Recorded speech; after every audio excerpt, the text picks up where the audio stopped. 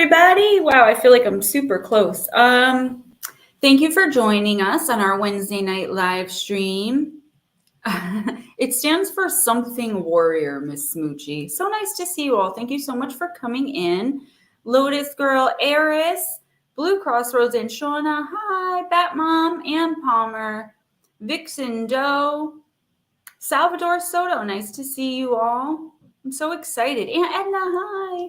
Smoochy Smoochy. What's up, girl? And Brown Dwarf. Melissa Nicole, hi. So what's up, everybody? I'm really happy to be here. I'm glad we're back to our regular Wednesday night schedule. I do have 2 new decks this week, and I'm working with Horror there we go. Horror Tarot as well. So I may pull a card or 2 from there. I've been trying to get my tarot on because I think with the extra time, I just finished the 3rd book, hoping to release it Tuesday. It's called Shadow Entities, Sleep Paralysis and Beyond. We shortened the title so that it looks better on the cover. And so that's not a new deck though. Oh yeah, I have Oracle of the Witch, which is really cool. There's the book for that one. And then I have Beach Time Soul, which are technically, they're not really love readings, they're life readings. But I did get them to go with Whispers of Love. So in private readings, I can start doing specific readings for you guys, like love readings, money readings, things like that, if that's what you guys should want. Because normally I just kind of generalize it. But when I do the video readings, I do like a Celtic cross type thing. And now I have the right cards to kind of do that. I don't really think there are any further announcements. I might make some later. Just, same thing, dealing with a lot of stuff, but taking things as they come and understanding that the universe has a plan that I have no idea what it is. And it's funny when people in the community try to backstab me and they forget that I'm psychic and I know exactly what they did. And I don't even have to confront them because they should just remove themselves from my streams and my life. Or we can pretend to continue being friends and that they didn't do what they did and we'll see what happens. But no more announcements. I just might want to fix those lights because I feel like I'm like, whoa, oh, look, I backed up and it's good. So I'm going to bring in the man of the hour and I really want to just get started. I had plenty of time to channel tonight. I've got a full belly and I'm really excited that you guys came out to hang out with us. And again, that we're back to our Wednesday night schedule. I want to show you guys my new earrings. I don't know if you can see them, like how pretty they actually are. They're blue and red dragons. I got them as a gift from, I don't know who bought me dragon earrings, but it was funny because I went to treat myself to something because I felt like I really deserved that. And thank you guys so much for the donations, the support, purchasing readings, just being my friend and understanding that I'm like slowly coming out of this dark night of the soul. And sometimes I don't get back like I used to as far as text messages. But those of you who've been patient and understanding, I will not forget it. Believe me. If you didn't see me on Paraflix, it actually ended up airing Monday morning, but it's episode 6, season 3. And Paraflix is $3.99 a month, but they give you a week-long free trial. The show is Disembodied Voices with Dr. Kelly Renee Schutz. And it is a little confusing because they also have music on that channel from a band or on that app from a band called Disembodied Voices. But I was really proud of how it came out and I'm super excited about it, getting my name out there and just hoping to continue doing big things and not let this dark night of the soul, the enemy, whatever anyone wants to call it, get to me. So I think that's it, but you guys know me. I like to talk. So anyway, I went to purchase these earrings. I wanted to treat myself and it was like someone else has already purchased these for you recently. And I'm like, I wonder who's buying me dragon earrings. So here he is, the man you all really came to see. Hello, how is everybody? I'm around, hanging out. Hello, Grey Wolf.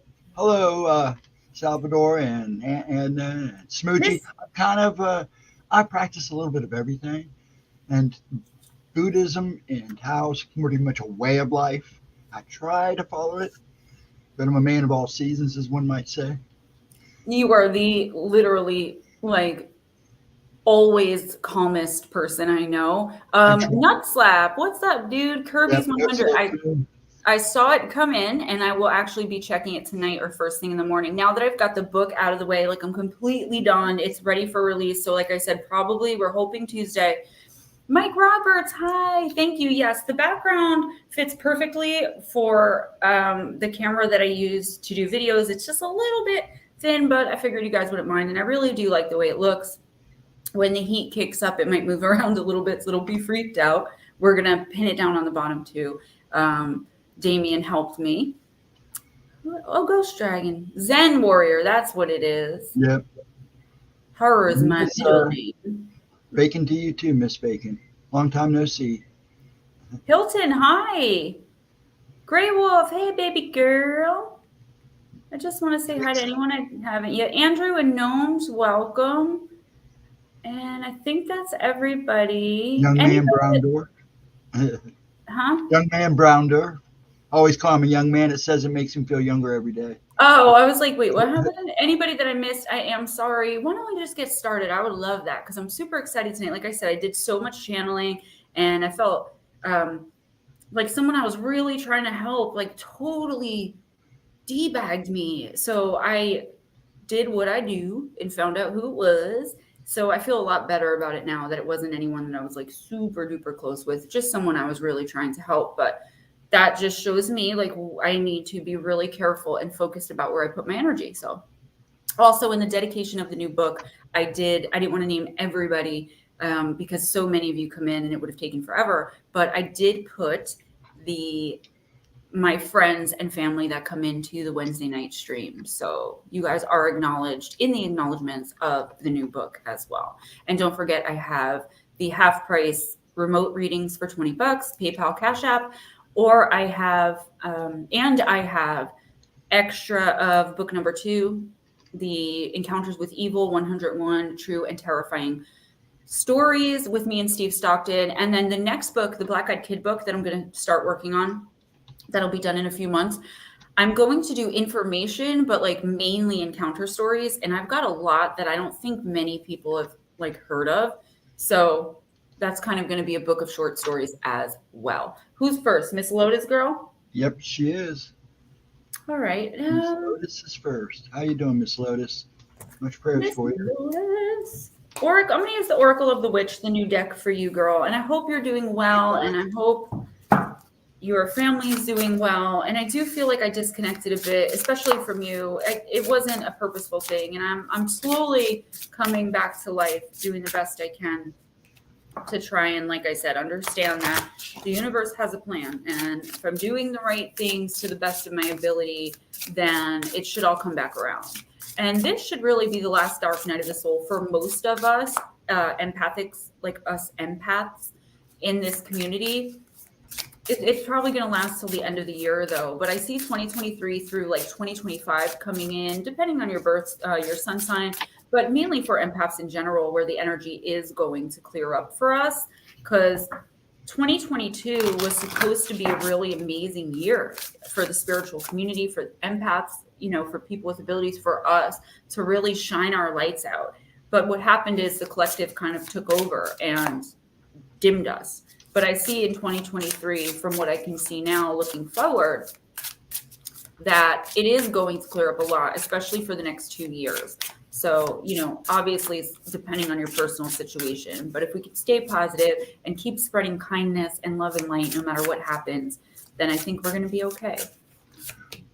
Lotus Girl, you got the midwife upside down in the reverse position. It's card number 5, and it is the card of birth. Now, remember, guys, birth doesn't necessarily have to mean giving birth to a baby. It could be the birth of a new idea. It could be the birth of a new cycle. So let's see, Lotus.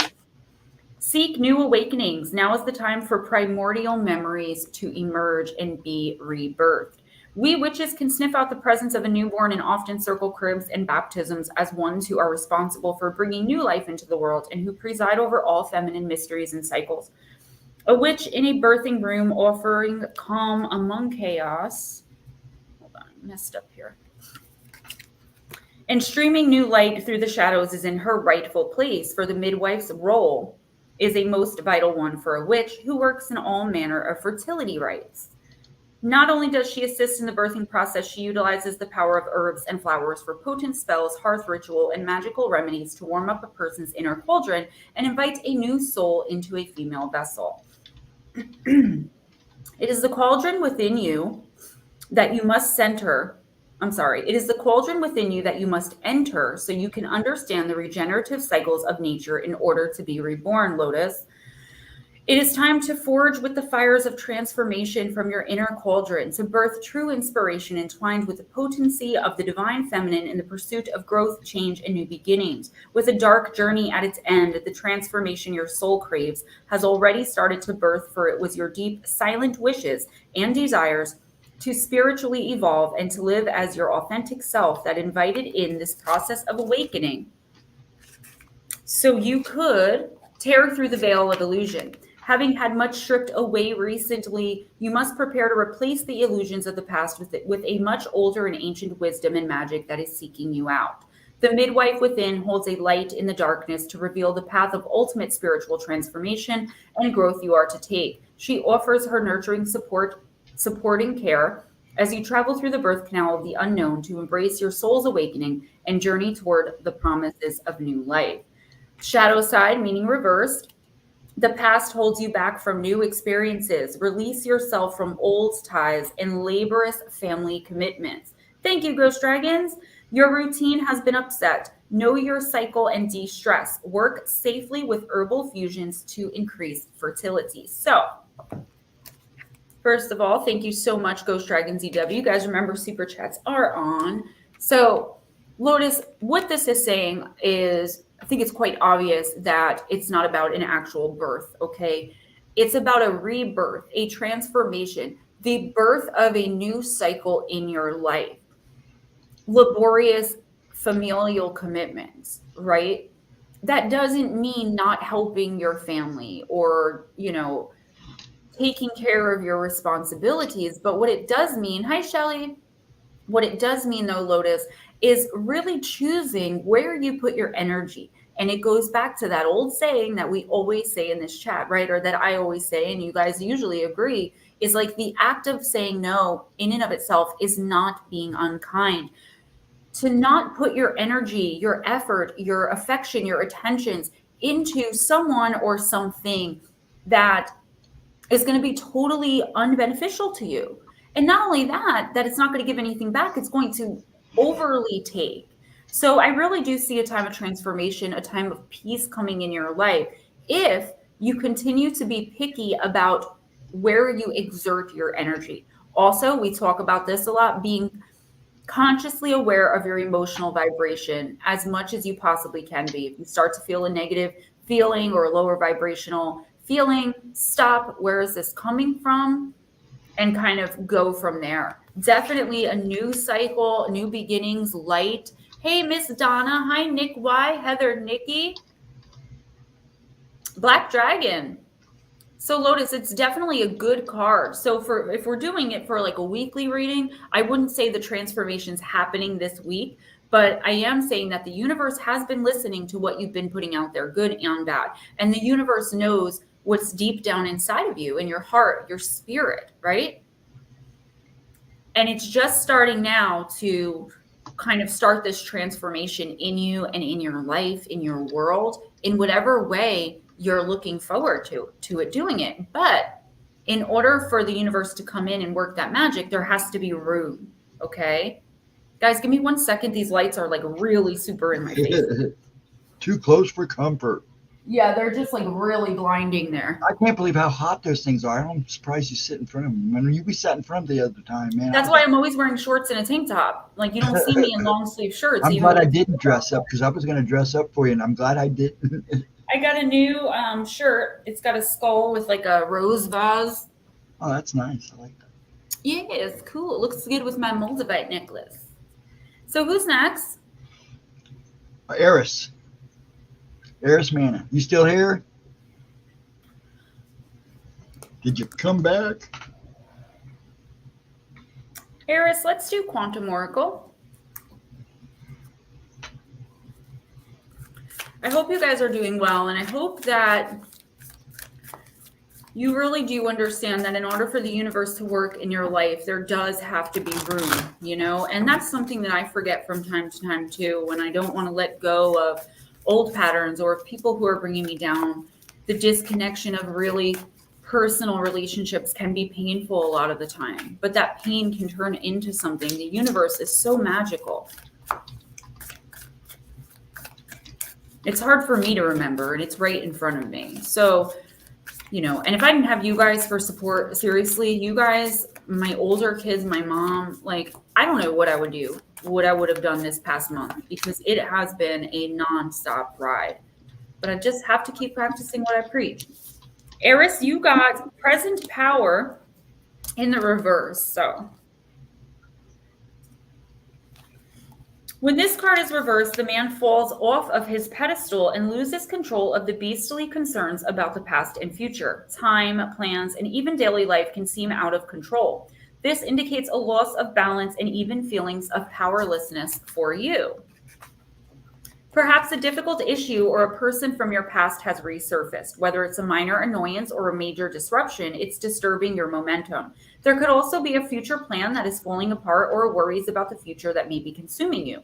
Urgency has gotten you turned upside down and you are desperately trying to regain control. You must reclaim your power now, Eris. Bring your mind back to the present where your true strength lies.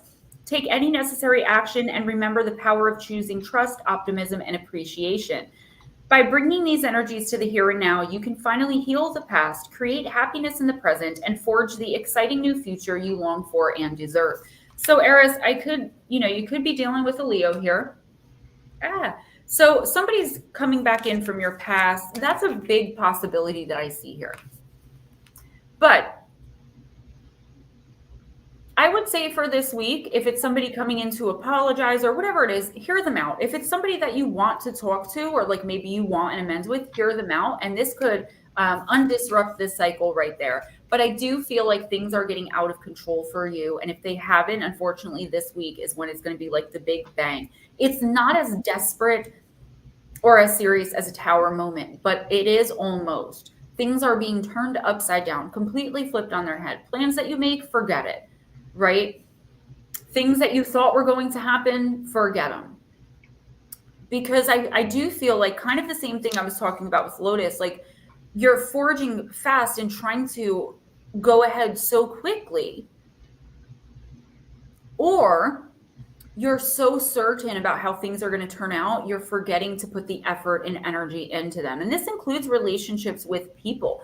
People really close to you could be getting aggravated with you this week. And I just feel like if you stop, take a step back, and for this week, focus on only what you absolutely must. Take a little time to recenter, to pull yourself back a little bit, to reconnect with loved ones, reconnect with yourself, your own inner knowing, to kind of try to figure out where you should put your energy and where it's being wasted at this point.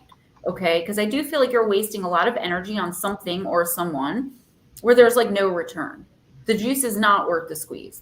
There's no juice, and you're just sitting there squeezing and squeezing and squeezing. You're the only one putting effort into whatever this is.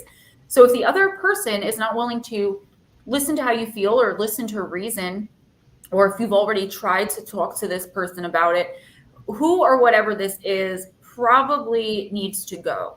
And this is going to possibly be painful, Eris, but I don't really see it being that big of a deal in the long run. It's just like, it's kind of like firing your babysitter, but it's like, oh crap, what do I do now when I have to go to work? One of those type situations where like, you're going to have to really think fast to fix it.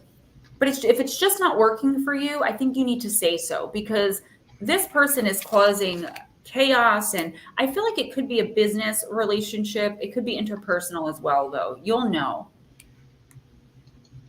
Definitely not worth the energy. 405 or anyone else who came in that I didn't see. Welcome, welcome, welcome. Yay, we got a full house. Yes, we do. Blue Crossroads and Shauna. Is my girl Arisha in here? What's up, girl? Oh, she's been here before, hadn't she? That's Lotus' sister. Oh, okay, that's what I thought. Okay. All right. Miss Shauna, I'm going to use the Divine Circus. And Shauna and Blue Crossroads, I do have readings for you guys. I haven't done them yet. Richard Elmore, hi. Bye. Going to eat dinner. He's hungry. Gotta go.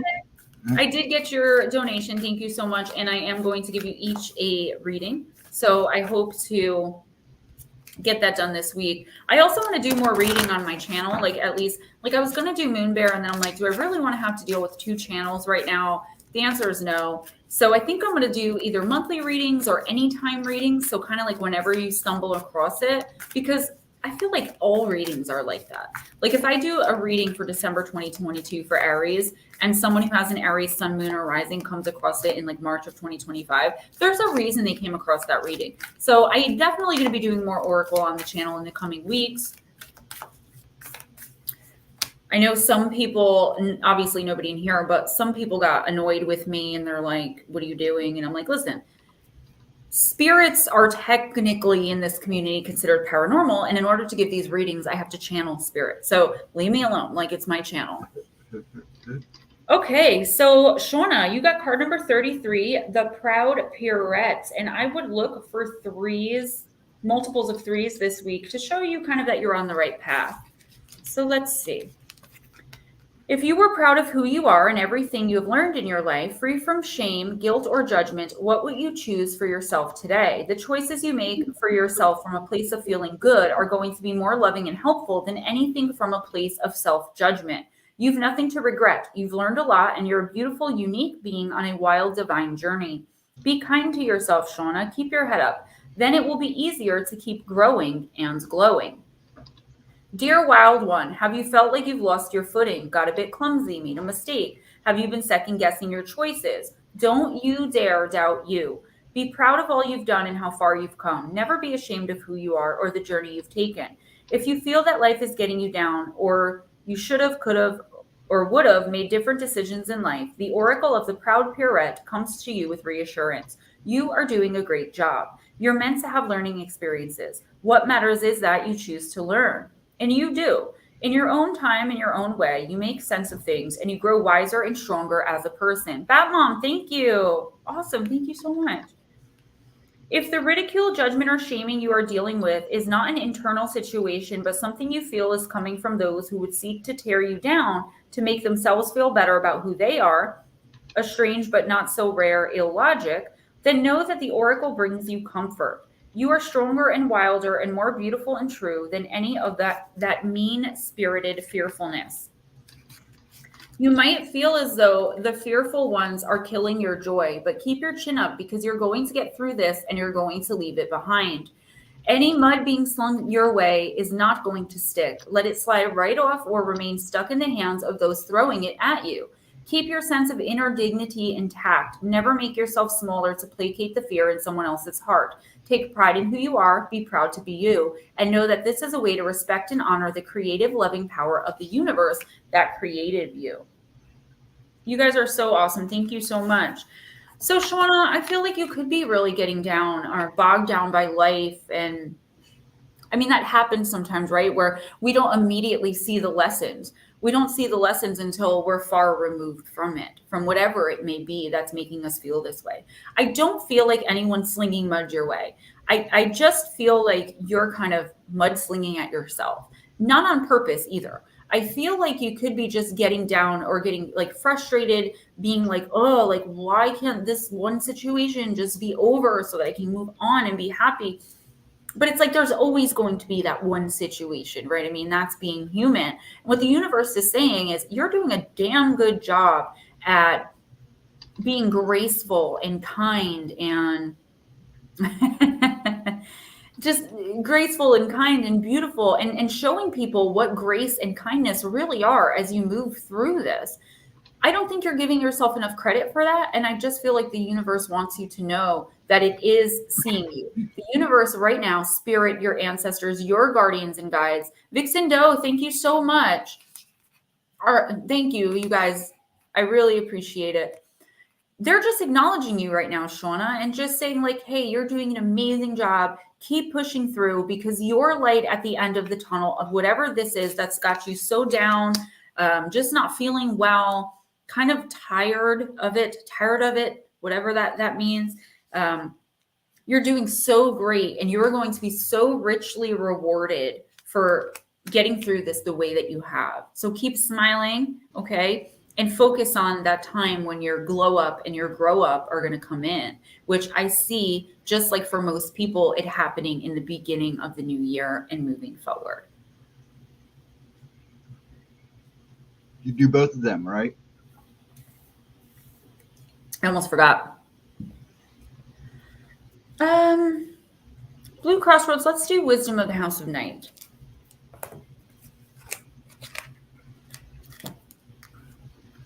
Oh, that's so sweet. Thank you so much. Good. I'm glad, because I'm not glad that it hits home that she's down, but I'm glad that it hits home that so that she can understand that, like, that was just an acknowledgement card. Like, hey, we see you. We didn't forget you, Shauna. We know what you're going through and how you're feeling. Just keep being you, baby girl, and you are going to get through it.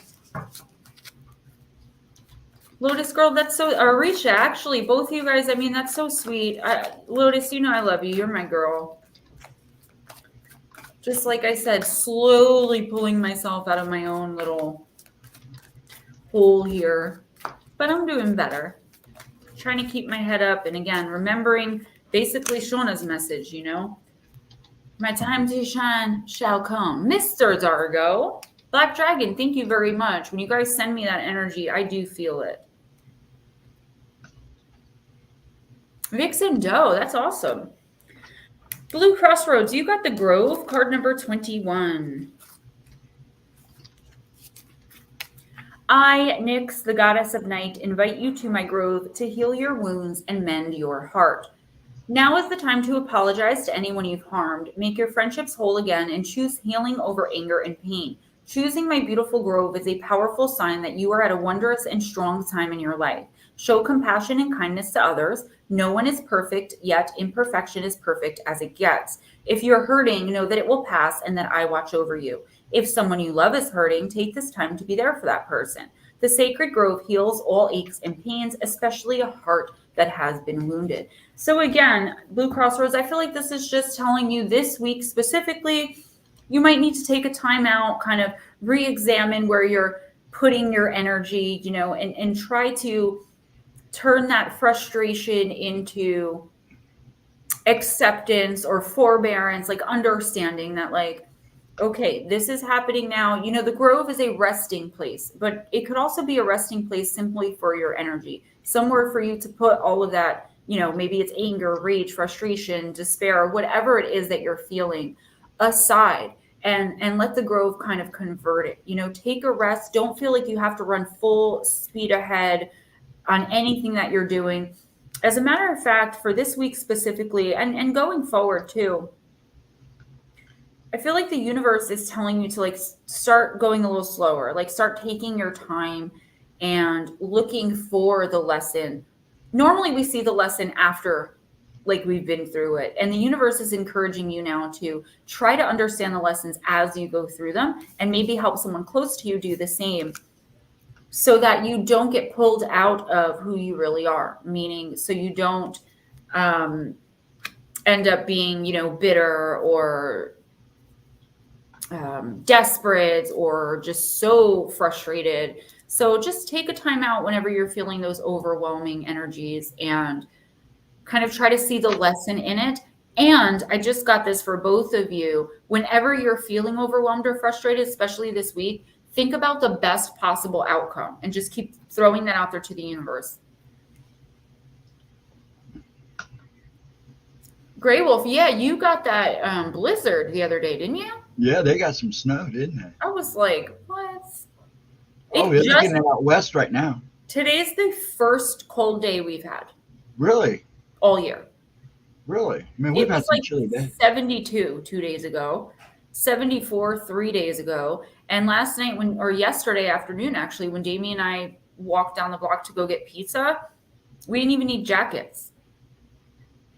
And then today, bad here. Today we needed, like, I wore my jacket, like my very light, you know, my over sweater I wear, the witchy one. Right. By the time we were walking back, I was sweating to death. I had to take it off. Yeah, it was only supposed to be like 46 here today in Central Ohio, and it got up to like 67. And Bat Mom's next.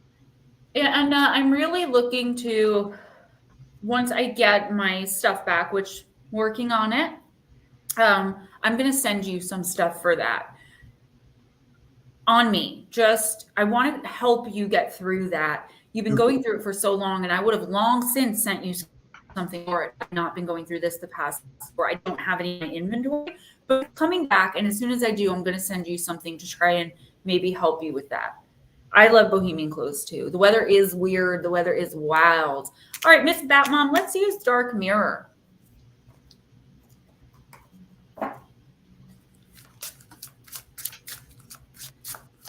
Oh, Shelly, I always say that. People tell me that all the time, that I was born too late. They're like, you were born too late. The 60s would have loved you. And I always told Ray, I was like, smoochy girl, I know that's right.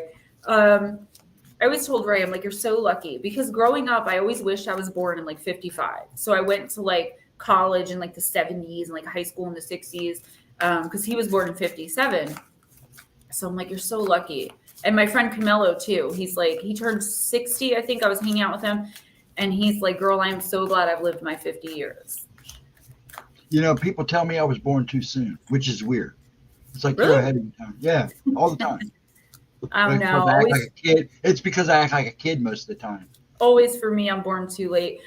You have a childlike spirit, but you're very responsible when you need to be. But you do have a very childlike spirit. Oh, and you try and stop me, girl. You just try. I have plenty of stuff that, like, giving a few boxes, which I was going to do for Christmas anyway, like, isn't going to hurt me. It's just access to it. Oh, Lotus Girl, I wonder if they're doing that here too. I'm actually going to get one of those portable closets on Friday. I just got a pair of bell bottoms. Actually, Ghostdragonzw were with me. I got 2 pairs. They have rips in the knee. I got a pair of black ones and a pair of blue ones. I used to own a pair of Elvis pants. Everybody made fun of me. That would be, I think, a lot. I wore them as a Halloween costume. You know, it is wore them around just to drag people nuts. The early 2000s, late 90s clothes are coming back. The tiny tops, like the one I wore last week, except I have to wear a tank top underneath. I would never. When I was 18, I used to walk around in shirts like that, bra shirts and the bell-bottom jeans and stuff. But girl, I'm almost 40. All right, Batmom, you got Masquerade, card number 15. Yeah, I got them at Rainbow. Batmom. You have too much fun in that store. Huh? I said you have too much fun in that store. They've got high black boots. What I can't have forever, I will have for a minute. What I can't have for a minute, I will hold to me for 1 second. Yeah, and me too. A men's face. Oh, this is that deck where they're just like, don't know. It's like translated from Italian. A man's face, young in the flesh and in posture, with a wide open shirt. Over him appears the most complicated and baroque hat straight from a Venetian carnival. Under the guise of Cupid, I will come to you. Under the guise of a thief, I will fly away. There is often guilt in taking the mask of Don Juan or Donna Juana. The seducer is not a master of love, neither of manipulation. He is the master of the ephemeral, of what is fleeting and brief and transient to the extreme. He is the master of the moment, and as such, he forgot all other kind of eternity. There is guilt if you care, because you're not building. There is guilt out of loss because you're not treasuring. There is guilt out of indifference because when you don't care, you cheat yourself of meaning and value. Sometimes there's guilt in the selflessness, in the desire itself, in everything leading to pleasure, as if the only pleasure that can be sacred are only those labeled as such. The masquerade is a dance. It is a road that goes in circles and ebbs and flows and always ends with the first light. Before the time comes, hold it tightly. When the time comes, let it go. So definitely something coming to an end here for you, whether it's something like that you've maybe been pretending, like maybe pretending to be someone's friend or pretending to like, I don't know, want to be more involved in something than you really do, or playing both sides of the fence, or wearing a mask, because I'm getting masquerade mask. I feel like it's like time is coming to an end for it. And I feel like there is someone that you could be having to let go. Okay. Someone that maybe you're not ready to let go, but you know that the time has come, right? I mean, this person is not a good person. Definitely seeing that here. And if you have to wear a mask, when you're with somebody, or even in someone's presence, even if it's not like romantic, if you have to pretend to be somebody else when you're with somebody, then welcome. Sorry, I cannot pronounce that name, but hugs right back to you. If you have to pretend just to be around somebody, then that person's not for you, because you can't be your real self, Batmom. So I feel like it is time for you to let someone or something go, okay? For good. And it's going to be hard to do that because there's some connection to you and this person. I don't know if it's like say you own half a business and they own the other half, or, you know, you have kids with the person, or whatever it may be. This person is only going to drag you down. This person is only going to get you in trouble. And this person is only going to hurt you. So everything that you've been working for or trying to accomplish in your life, even if it's just on a very small scale right now, all these dreams, goals, ambitions, you've been thinking like sometimes like, oh, I can do it. I know I can. This person is going to suck that right out of you. They are an energy vampire. They are narcissistic. I'm getting abuse. It could be physical, mental, emotional, or narcissistic abuse. This person is all around just bad news to have in your life in any capacity.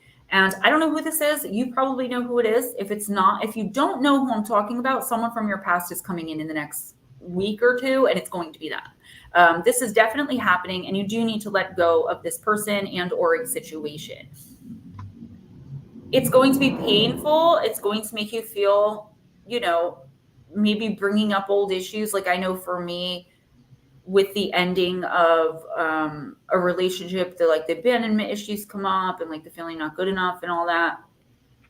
If you have no clue, then I would say there's definitely someone who's going to be reaching out in the next couple of weeks. It could also be, though, a situation that maybe you got involved in thinking you were helping, and now the other person just expects you to always be there. Like, for instance, just say you went to the corner store and there was someone spare changing for money and you gave them a $20 bill. This is a person that like followed you home and now every day expects you to give them a $20 bill. Like, it's a situation like that, okay, that you need to step out of. And I do see it feeling very messy for you, like confusing, and it's not going to be easy, but it is going to be worth it. And I feel like you could have recently been tricked or manipulated into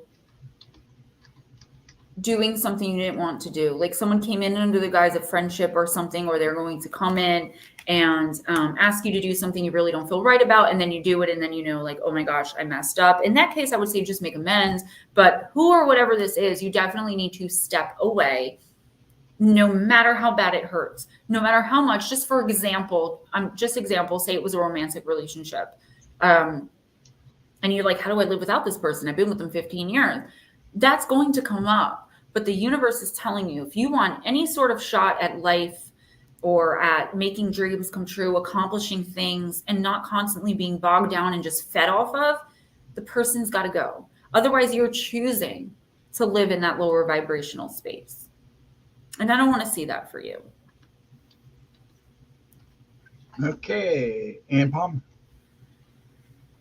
Dear Ann Palmer, out there bathing in the moonlight. You better put Spirit on fire tonight. Huh?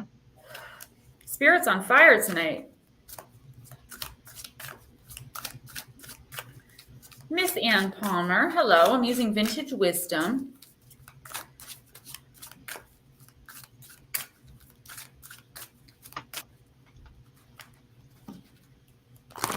Salvador, we see you, honey. Yep, we see you. You're welcome.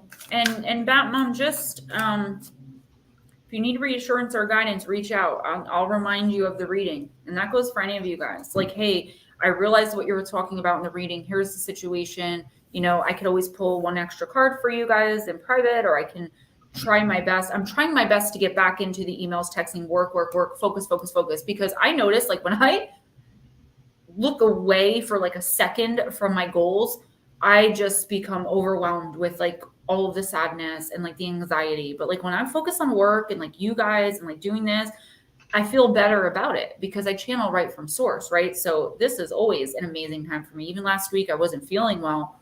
I still left this stream feeling better than I would have had I not done it. Okay. Multiple realms.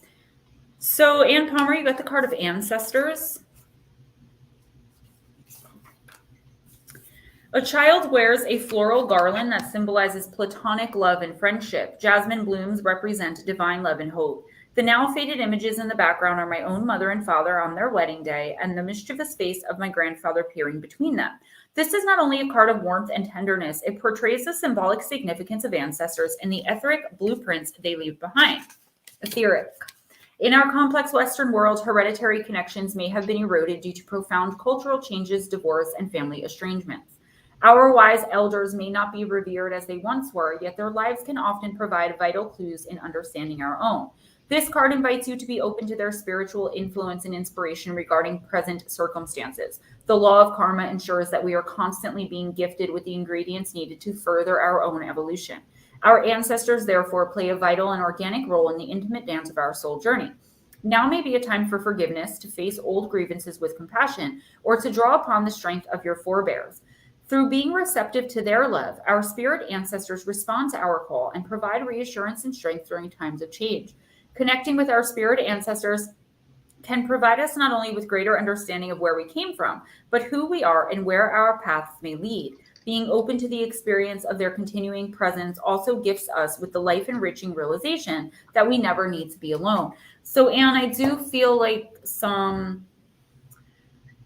I feel like this card is a bit more of a card of amends, but what I'm getting again is a card of kind of letting go, right? So, and I'm seeing you once again, like you've allowed people in, you've offered forgiveness, or this is, these are weekly, so this could happen if you don't know what I'm talking about. But I see you allowing someone or several someone's in, offering forgiveness, giving them grace, right? I keep hearing grace all night in my head, grace, grace, grace. And now they're back to pooping on you, being manipulative, trying to get you to be an enabler. It's like they're taking advantage of you all over again. The universe is telling you, look, Anne, call on your ancestors.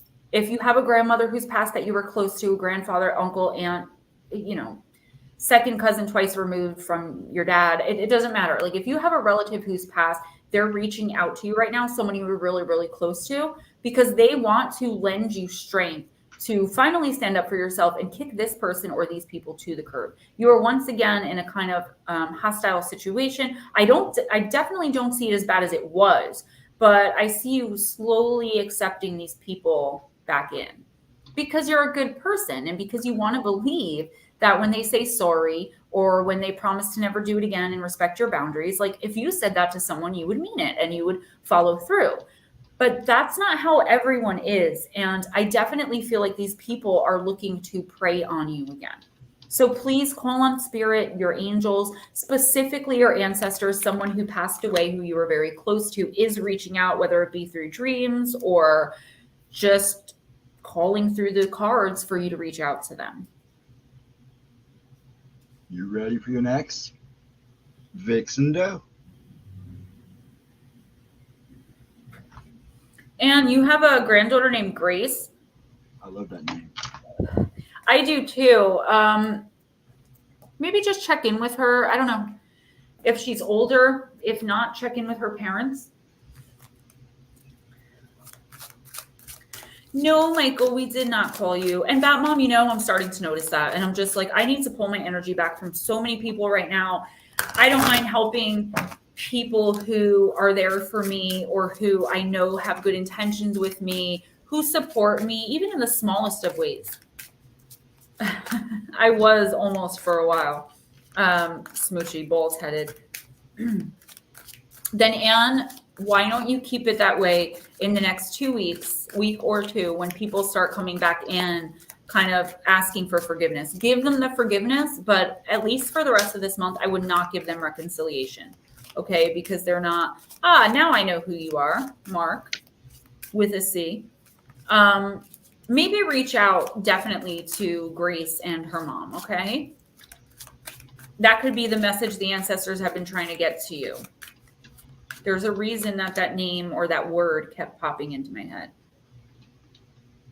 I don't know. She just came up with that. And I was like, oh, because I was playing with my hair, I guess. And I have that one little bald spot.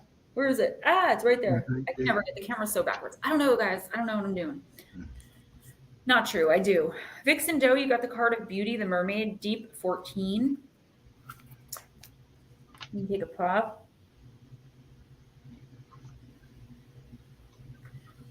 So beauty is a high value when it illuminates and inspires, but it is in the eye of the beholder or beer holder. Relying just on outward appearances is shallow and temporary. If beauty is the only virtue, then others definitely need to be developed. Love your own unique beauty, Vixen. If you are using your beauty to manipulate someone, be wary. This particular kind of magic wears thin after a time. Even children know what a mermaid is. The idea of the half human, half fish type creature is all through our storybooks and collective consciousness. Yet mermaids are a varied bunch. Yes, they are aquatic, often beautiful, happy generally to do and be mermaids. But depending on where you go in the world, culturally, they can be deeply dangerous or irresistibly seductive or both. In almost all cases, even the Greek mermaid-like creatures called the sirens, the mermaids have an extreme beauty. Such is their beauty that they are, at the very least, noticed and at the worst, an object of obsession. So what is the shadow side of such beauty?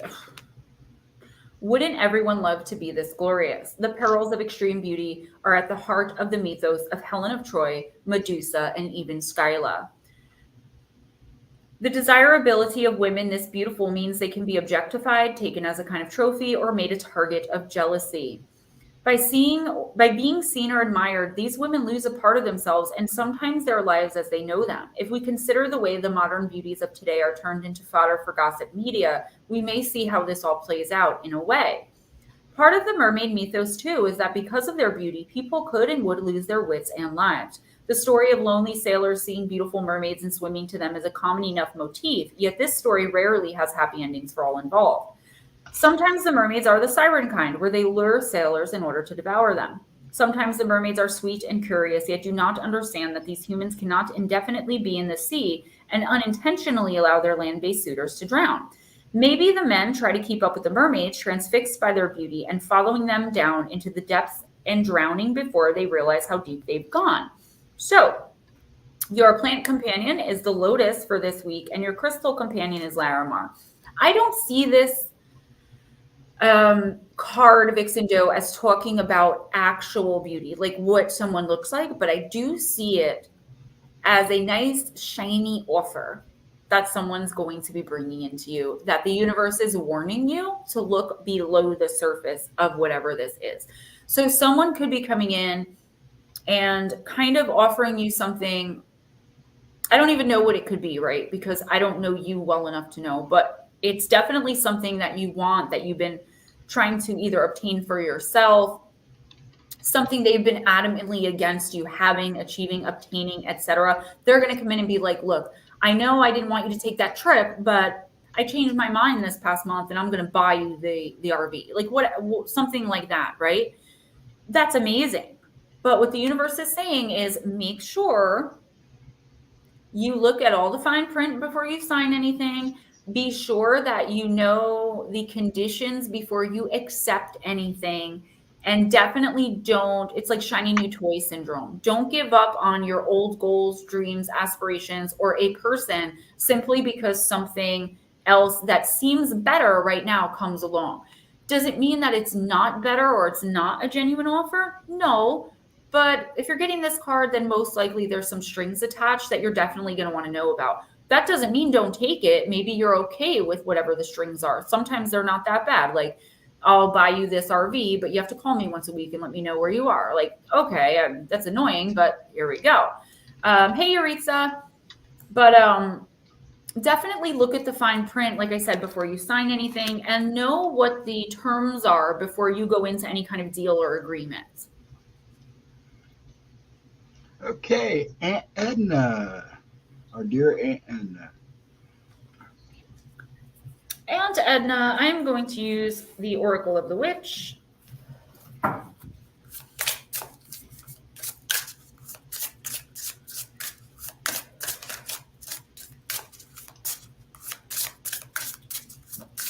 Sometimes I don't even know how I read my own handwriting.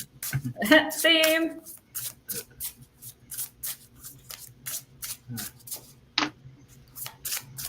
She's timing herself out. You standing in a corner, Smoochie? What'd you do now?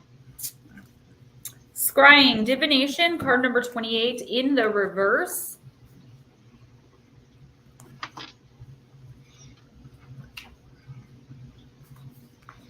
Look deep into a crystal ball to see the unseen, know the unknown, and trust the unspoken. Opening up your witch's sight is required if you wish to see beyond your five senses. As you peer into the crystal ball, the past, present, and future are revealed along with all truths. As with all forms of scrying, crystal balls do not lie, thus underlining the basics of magic. You may not always get the answer you want, but you can be sure there is always a purpose for dark revelations in magic. Every hero and heroine is required to stumble through the dark forest, blinded for a time as they confront the unknown, and the light is revealed along with a happy ending. Your desire to enhance your clairvoyance enriches your imagination, while prophecy and revelation unveil the fortune teller within you. Witches gaze into scrying vehicles such as water, fire, clouds, and even magic mirrors as a way to receive messages, guidance, or visions, for these devices are considered to be portals to the other world. The glass of the mirror represents the psychic properties of water and reflects all that is seen and unseen. While gazing into a scrying mirror or bowl of water, witches understand the power of reflection. It is a firm favorite with sea witches who connect this way with the power of the sea for answers. Divination methods such as oracle cards, palmistry will give you the guidance you've been asking for. However, it's time now to seek validation through the ancient art of scrying, which will deepen your visions and connection to the spirit realm. Go outside as you open up to the magic of the natural world. You'll find that the signs are all around and staring you straight in the face. It's a mistake to dismiss visions as figments of your imagination, Aunt Edna. Release the need to control as something is being hidden from you. Open your eyes. Now, I know that as sensitives, we usually can tell when someone's full of crap. However, sometimes when we're too close to a situation, we cannot see past that. What's up, Amy? Anyone else that came in? And I do feel like that's the case here. I feel like when I first looked at this card, I did not see these as weeds or like blades of grass. I saw them as like those sharp, like a cage kind of with jagged edges. Not that you're trapped in it, but that you're looking up here from this water and you're not seeing them. Okay, something is blocking your sight.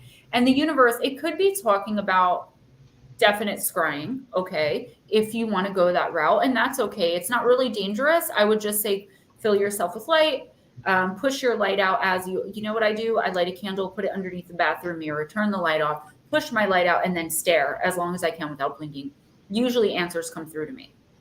Okay, I do have scrying bowls and crystal balls and obsidian balls and all that stuff, but good old bathroom mirror works just as well for someone who knows what they're doing.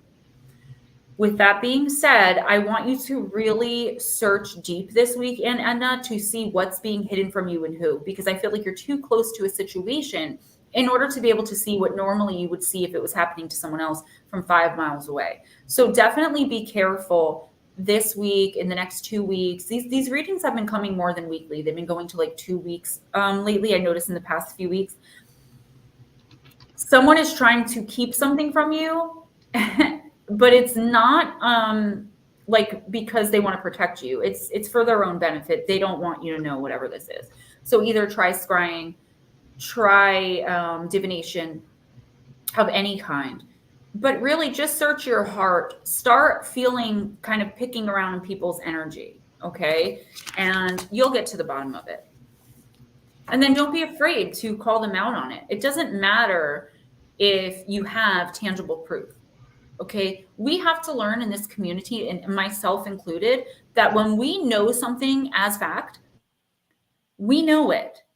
And not trusting and following our intuition is like 99% of anyone with abilities, any intuitives, empaths.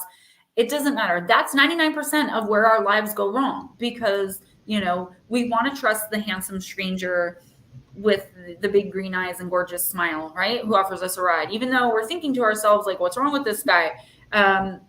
We kind of dismiss and ignore red flags.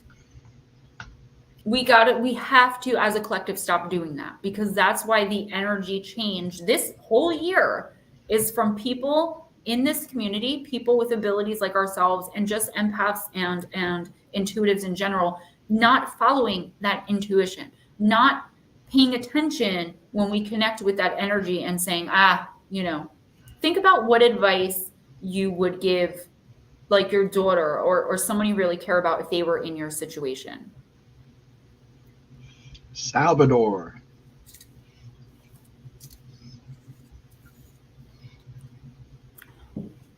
Salvador, I'm going to use the Moonology Manifestation deck.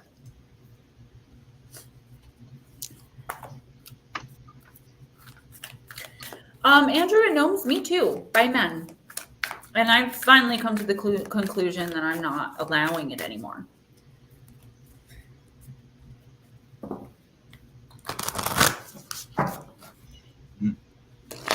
He said, yippee! Oh, Mike, we love you. Yeah, Take meditation carefully. Mark, I'm still waiting to see you do yoga. Mike, come here and I'll kick you in the shins to show you how much I love you.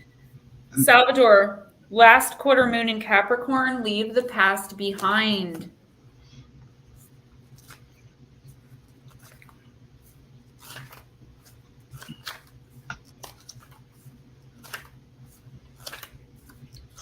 There we go.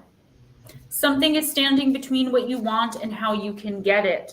That's okay. Now you know it's there. You can do something about it. You just need to be strategic. It's wonderful to go for things with a childlike, carefree attitude, but drawing this card suggests you need a proper plan as well. Leave the past behind. You may need to move through clear a criticism someone has made of you, which has somehow burned itself into your brain. You've got a lot of work to do. This moon has a bright, shining energy, but a reversed pressure is piling on. The great thing about knowing what stands between you and your goal is that you can do something about it. Your manifestation affirmation this week, the only way out is through. What amazing advice, right? All right. So I feel like you might be, this is a lot. So I feel like you might have had this goal, this plan, this thing that you wanted to do, or this, person you wanted a relationship with, whatever it is, something that you've been, I wouldn't say I don't see you like actively putting a lot of work in, but definitely a lot of work in here, right? A lot of thought on how you're going to go about obtaining this goal or achieving whatever this is. There's something or someone blocking you here. And I feel like you kind of you do know what or who it is, but you're trying to work around this person. Instead of confronting them head on and being like, what the heck is your problem? Like, why are you, trying to talk me out of this? Or why are you doing this to make sure that I can't do this? So for instance, you have a crush on a girl, you've been wanting to ask her out, or a woman, I guess I should say, you've been wanting to ask her out for 10 months now. And you finally worked up the courage only to find out that your brother asked her out last week, knowing you were going to ask her out. Like, you need to confront him. So you know what I mean? So what or whoever's standing in your way. Now, if it's a person, that's very easy to do. I do feel like somebody put something in your head about whatever this is. Like, you want to be a rocket scientist and you've been working at it and going to school for it. And it's like crazy out there dream, but you can do it. You got this. And someone was like, you're not smart enough to do that. So suddenly you're like failing in school. Like somebody put something in your head that kind of wormed its way in. Gray Wolf, hang out. We'll do you next. Please don't go. That kind of wormed its way in there. And now it's like giving you all of these negative thought processes that are pulling you away from the goal at hand. And they did this on purpose. So whatever this insecurity is that exists in you, that is blocking you from some sort of goal, it doesn't have to be this giant major thing. It could be just a small goal. There's something that someone told you about yourself, or someone's going to tell you about yourself that you're going to absolutely believe, and it's simply not true. So please re-examine whatever this is, whoever this is, and try to understand why something that they simply said to you got you why you believed them so much. So someone's coming in to try to throw you off your game, basically, and the universe wants you to reevaluate and re-examine why you would let someone else affect you in such a way. I hope so, because sometimes they come out confusing to me, so I keep over-explaining. But if you understand, that's perfect, because I have no idea what that's about. Gray Wolf, this is for you, honey. I'm using Vintage Wisdom. Hey, Jules. Thank you, Smoochie.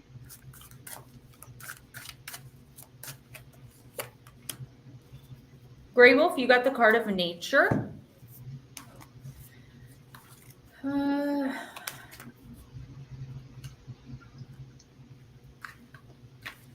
exotic dancer holds a rapturous pose amid wildflowers and seed heads in a faraway field. Free from the restriction of worldly cares, her sun-kissed body and delicate skin blend organically with the wild beauty around her.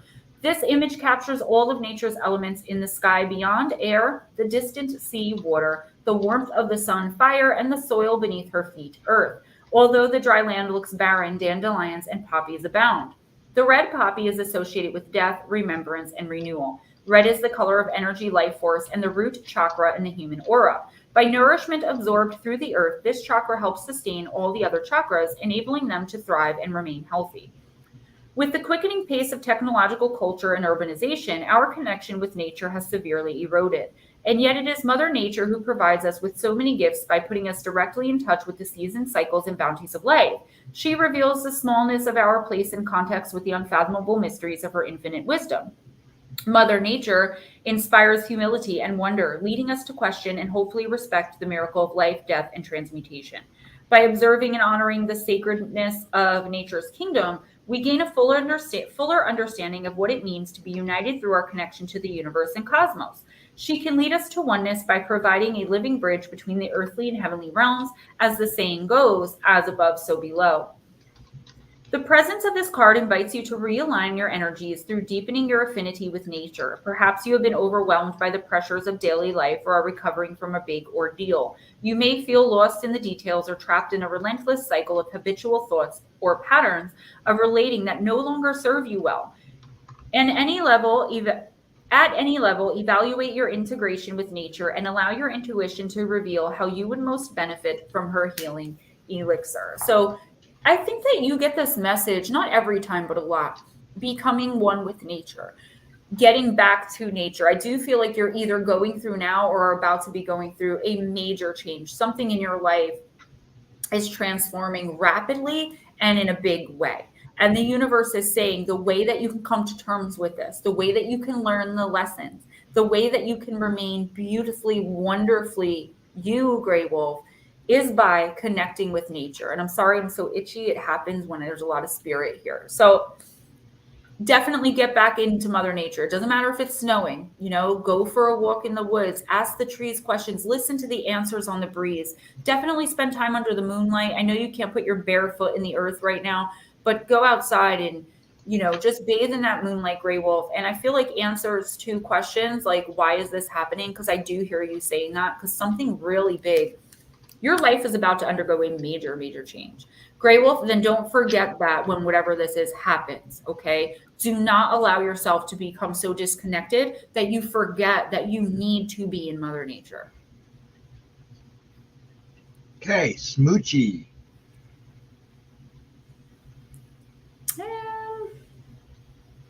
We're going to find her a Squatch deck kit if we don't get one made. I know. I look. Every time I go in and look around for stuff, I check every time. Okay, Miss Smoochie. Thank you, Jules. Oh, thank you so much, Jules. Thank you guys. You guys are awesome. Thank you so much. Oh, Smoochie. Miss Smoochie, I'm using energy and spirits.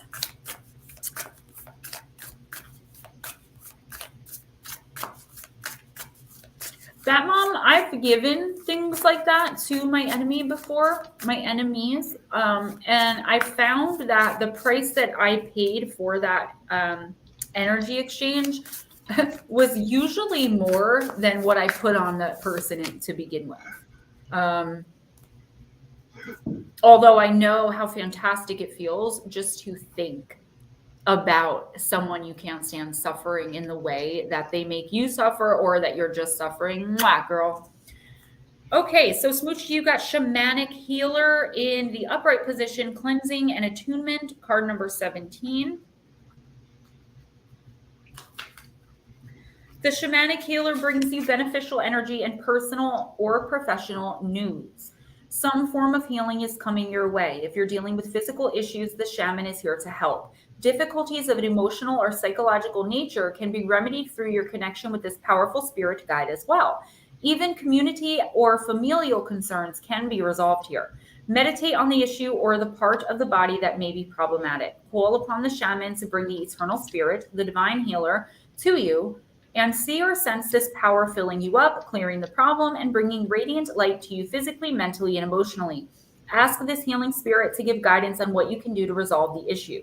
Since the shaman often engages in ceremonial ritual, your process may be aided by lighting a candle, playing music, or burning incense or sage during your meditation. So, whether or not you're having mental, emotional, physical problems, right? Because I'm not any kind of doctor, I do feel smoochy and just focusing on the energy exchange here. And I was talking about this in the beginning of the stream.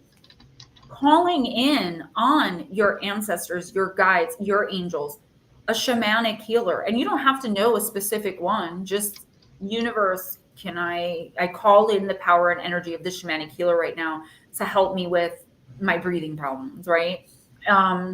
Whatever it may be, to help me better be able to meditate, to whatever you're calling them in for. And I feel like as human beings, we've been kind of conditioned to feel silly. Like they say Archangel Gabriel is the archangel of writers. So when I'm struggling, the first time I ever called him down, when I've had like writer's block or something, I felt ridiculous. But I can tell you that when I finally started taking it seriously, I started writing a lot better with his aid and guidance. So, Smoochy, I feel like you're being called right now to connect with spirit and the universe. Burn some sage or palo, even if it's just incense, even if it's just a candle. Maybe look up some shamanic rituals and just talk. Some of us forget sometimes that all we need to do is just talk, speak it out there. Call these energies, entities, and powers in. All right. Doesn't have to be an angel, just a shamanic healer. Your spirit guide, asking for direction and guidance. I mean, I know that we've been so conditioned to think that this stuff is silly or foolish, but I'm telling you, in the privacy of your own home, even get used to doing it, and it'll be your go-to move. And then you're going to be getting this amazing healing whenever you call it down, because you believe so much that it's really helping that it actually ends up helping. Okay, 1 second here. I feel like there are I'm sorry, I just got more. I feel like there are messages coming in for you too, Smoochy, but you're going to have to ask the universe for them. Like, spirit, what are the messages from my guides this week? I see you automatic writing. You and I have to actually start texting again, because I'm seeing you like automatic writing, getting like messages, and that's a lot for this stream. So I'm going to hold that thought, and the next time we're able to chat, which I'm going to try to make that tomorrow, we'll talk more about the automatic writing. I'm sorry, Stephen. What did you say, hon? That's all right. It kind of worked out. Nicole's next. Browndorf might have stepped out. I'll put him on hold. Melissa Nicole, I'm going to use...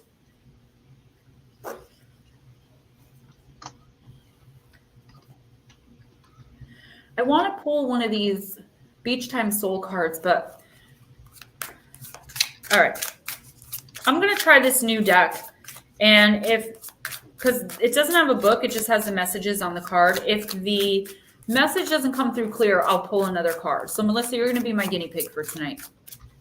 Uh-oh. These are meant for love readings, but when I went through the cards, they're not all about love only. All right, so this is from Melissa Nicole, and like I said, if it doesn't come through clear, I'll pull one from the Angels and Ancestors. Paradise, happiness, expansion, joy, playfulness, oneness, enjoying each other. All right. So what those are going to be from now on are cards of clarification, okay? Expanding your consciousness, finding what makes you happy. Oh, well, I guess this is your other card.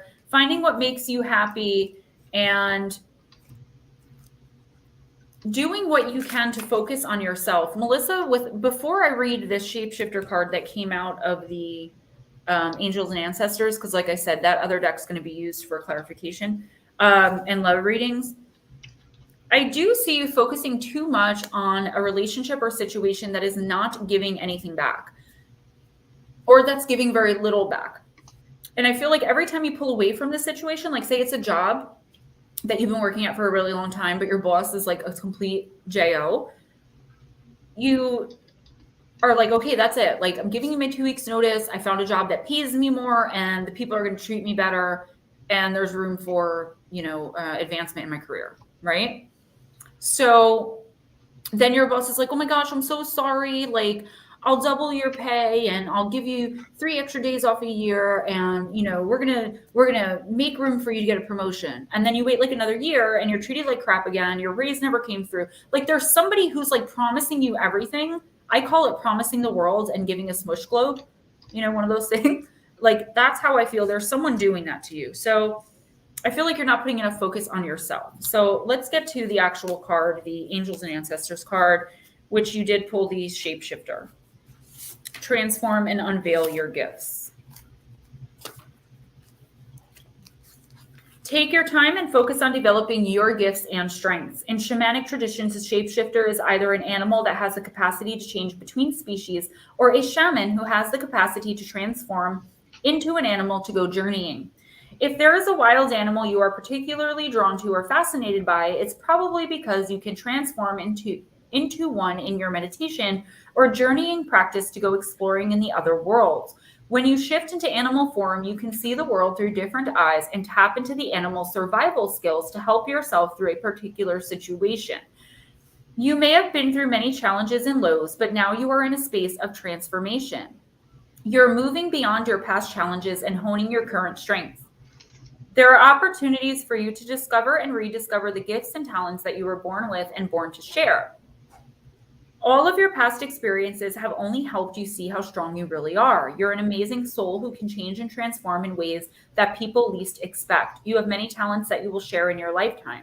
You're guided to stay focused on the light, knowing that it will guide you forward. When this card arrives, there's also an opportunity for you to tap into the power of your spirit animal.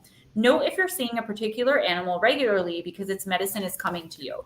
So, all right. Spirit animal aside, okay, because I have other ways that I can tell someone's spirit animal, but I can't do it right here in this stream. And you might already know what that is. So if you can connect with that energy, great.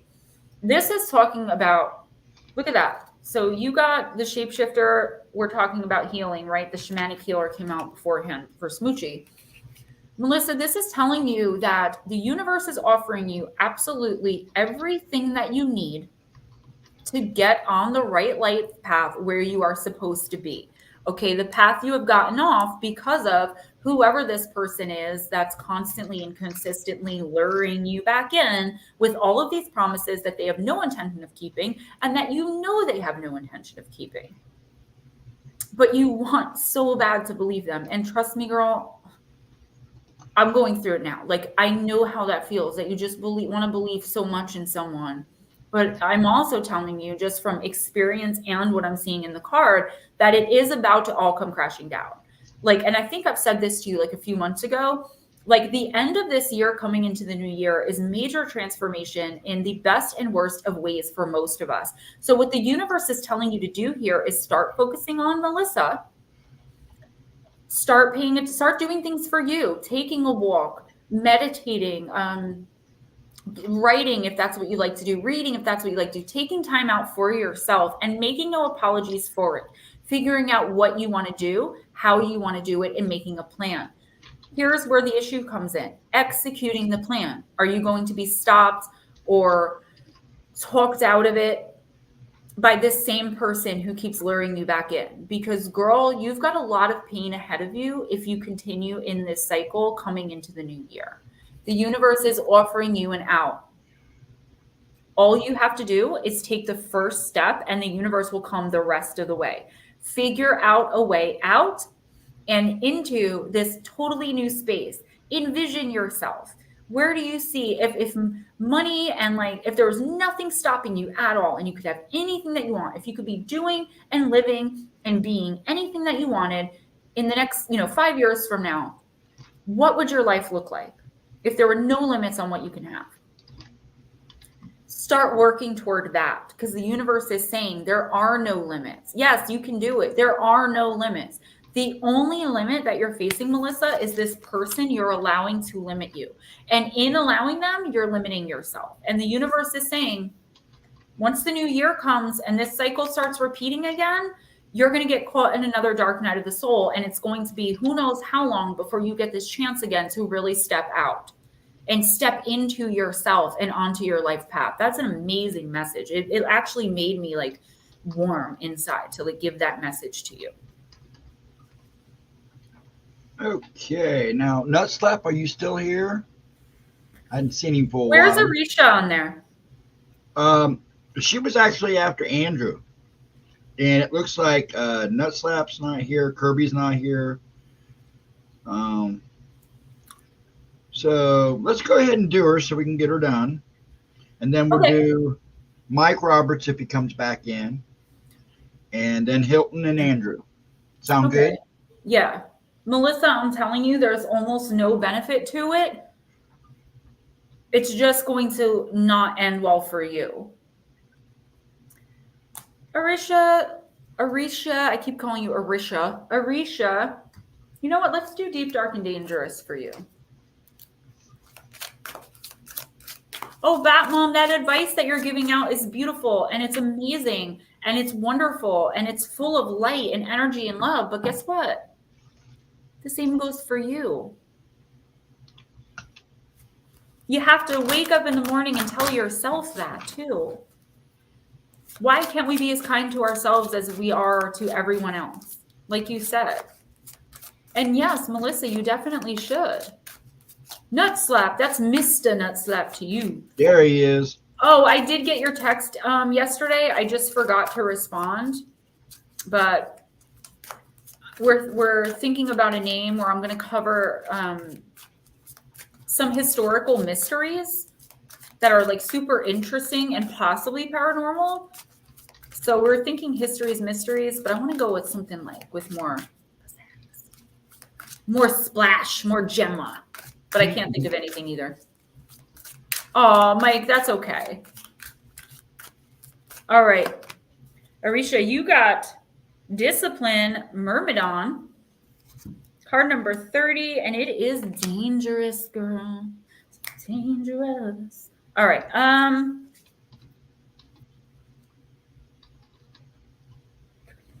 I don't think I pulled this card yet since I got this deck, but I will say you seem pretty disciplined. That's okay, girl, as long as you're here when we call you. In your current project, I mean, I've been watching, I don't say a lot, same thing on Facebook lately because I've just been like, blah. But wow, like to get something like that done, I was impressed. Develop or engage your self-discipline. Use your will to get a difficult task completed. Work together as a team. There is a time to go solo and a time to work with others to achieve a goal. Developing self-discipline can also assist with learning and leadership. Embody the change you wish to see. Among the most powerful fighting forces in the ancient world were the men that fought under the great demigod Achilles at Troy. Oh, demigod. The other Greeks were said to be amazed at the group of brave, identically dressed soldiers who fought without fear, had incredible discipline, and were as numerous as ants. These men were known as the Myrmidons, from the word ant. It just says from the word ant, as though we all know that. There are a number of myths concerning the origin of such men. The most well-known is that they were originally from an island called Aegina, which was named after a lover of Zeus, and so his wife Hera decided to wreak some revenge on the inhabitants. After all, the king of the island was a son of Zeus. Hera sent a plague to kill all of the inhabitants, and she killed almost everyone except for the king and his sons, who had prayed to Zeus for help. Zeus agreed that the king needed people to rule and saw that the island's ants had not been affected by the sickness. Zeus transformed the ants into people, and they were referred to as the Myrmidons. Hey, Nightmare. Like ants, these transformed people were fierce, strong, and intensely loyal to each other and their leader. The king's sons, Peleus and Telamon, ended up being exiled from the island by their father, but each took a fighting force of brown-armored myrmidons with them. The first son of Peleus was Achilles, who inherited a fighting force of myrmidons that he led and fought beside. The combination of the outer worldly strength and speed of Achilles and the efficiency and obedience of his forces made Achilles unbeatable on the beaches of Troy. Sadly, they could not save their leader from being shot in his only vulnerable spot, his heel, and killed. While developing discipline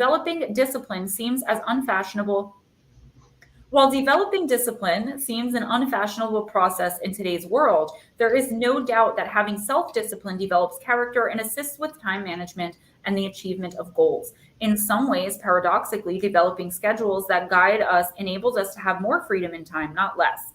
Your plant companion is the peony, and your crystal companion is bronzite for this week. So, all right. Arisha, sorry, need my fuel. Hey, Madison. Hey, Cowie. I feel like what this card is telling you right now is not to lose sight of a goal. Okay, don't let anything or anyone take you off task to kind of shift your focus. I do feel like there's someone in your life, either in now or coming in the next week or two, who's jealous of something that you've accomplished or something that you're accomplishing. And they're going to do everything they can to make you either feel like it's not enough, it's not good enough. Hey, the cat. And I feel like for whatever reason, like I was just talking to someone about, I think it was Salvador, about someone like saying something to them that kind of got into their head. This person, for whatever reason, is easily able to get into your head. So there's someone coming in or already there that's playing on your insecurities. And they're doing it on purpose because they don't like that you're either accomplishing more than them at this time in your life. They don't like how disciplined you are because it's something that they don't have themselves. And it's because you have a lot of the qualities in yourself and in what you're doing that they want. So really be careful who you allow in this week, who you listen to, who you let affect you, specifically when it comes to someone taking you off task. All right. Because I do feel like you have like a set of goals that you're working hard to achieve, even if it's just one goal, and you're doing really well. So of course, jealous people or a jealous person is looking to come in and kind of take you off that so they could be like, see, she failed. She totally failed. She wasn't that great. Like, don't let anyone make you feel less than or like you can't do something that you're already doing so great at. Okay, we're going to do Nut Slap. Mr. Nut Slap. Mr. Nut Slap. That should be a cartoon character. Let's see Dark Mirror.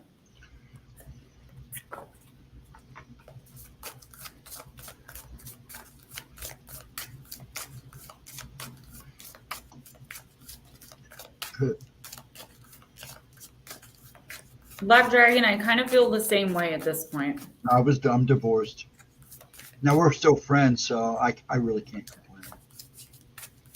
All right. Anger and Chains, card number 29. These are Dark Mirror. But I have, I think, like 15 decks out right now, including the Horror Tarot. All right, Nut Slap, card number 29, Anger and Chains. The cat, you look familiar, like your name sounds familiar, but if you're new here, like this is your very first time coming in, please let Ghostdragonzw know. Yeah, let me know if it's the first. Force channeled outside, unreasonable, undirected, but powerful. Lions and sparks and chains and signs and lines all meddle together. Geometry and colors like an explosion. I've got to break free. I want to break free. Anger is not the road to clarity. It's not a controlled effort or a cold dish. It is raw, primal, explosive. It is the loss of reason, the loss of restraint. A bomb burning bright in black color. A wax seal carefully crafted to be immediately broken. But anger is also freedom. How can you break a single thread woven with a million others? How can you unfetter yourself from a bad situation, letting all the rest unchanged? Leaving, it should have said, all the rest unchanged. It doesn't work like that. When you need to break free, you need to shake and shout. And more things will be broken than just what you want to hurt. They're like a bundle. You can target, but you cannot choose. Break many to break one, save one to save many. This is extremely confusing, especially because it was written, again, translated from a different language. So what I'm getting here is kind of what our theme for tonight was, right? Not letting anyone take you out of yourself. I feel like there could be a situation that you're either dealing with or that you're coming into that's going to really make you angry, okay? That's going to make you mad. And it could kind of make you want to seek revenge. And what the universe is saying here is like, you can go ahead and do that if you want. That's fine. You have free will. But think about, like, play the whole tape forward. Think about who it's going to affect and how. Mainly, Madison, me too. Oh, that's so funny. I got married on my 18th birthday. Mainly how it's going to affect you. I mean, how it's going to make you look to others, how it's going to make you feel about yourself after you finally snap, and all the damage that's going to occur between your explosion and what you feel you're going to accomplish by it. So I feel like Nutslap, that whatever this is or whoever this is that is making you feel this way or that is about to be making you feel this way, you should really kind of take a step back and think about if they're important enough to come out of yourself that way, to become this angry, revenge-seeking kind of vessel instead of a kind, caring, considerate human being, which I know very much that you are. So I'm wondering what this could be. I just see like you like blowing your top. Like, I can't take anymore. This is ridiculous. I don't know if it's someone lying to you. It looks to me a little bit like I see your occupation. So something at work that you may just be like fed up. The fact of the matter is you can take a step back. You can think of a way to calmly address the situation. And that's what the universe is asking you to do for this week and next week. Don't explode, because it's going to come back to you like tenfold and it's going to really mess things up. And that I agree. And I've been trying so hard to do that. But sometimes you just literally can't because the other person won't allow it. They have to act like children. Yep. Good man Mike Roberts is next. Oh, I love this cucumber water. All right, Mike Roberts. Let's do the Seeker Oracle.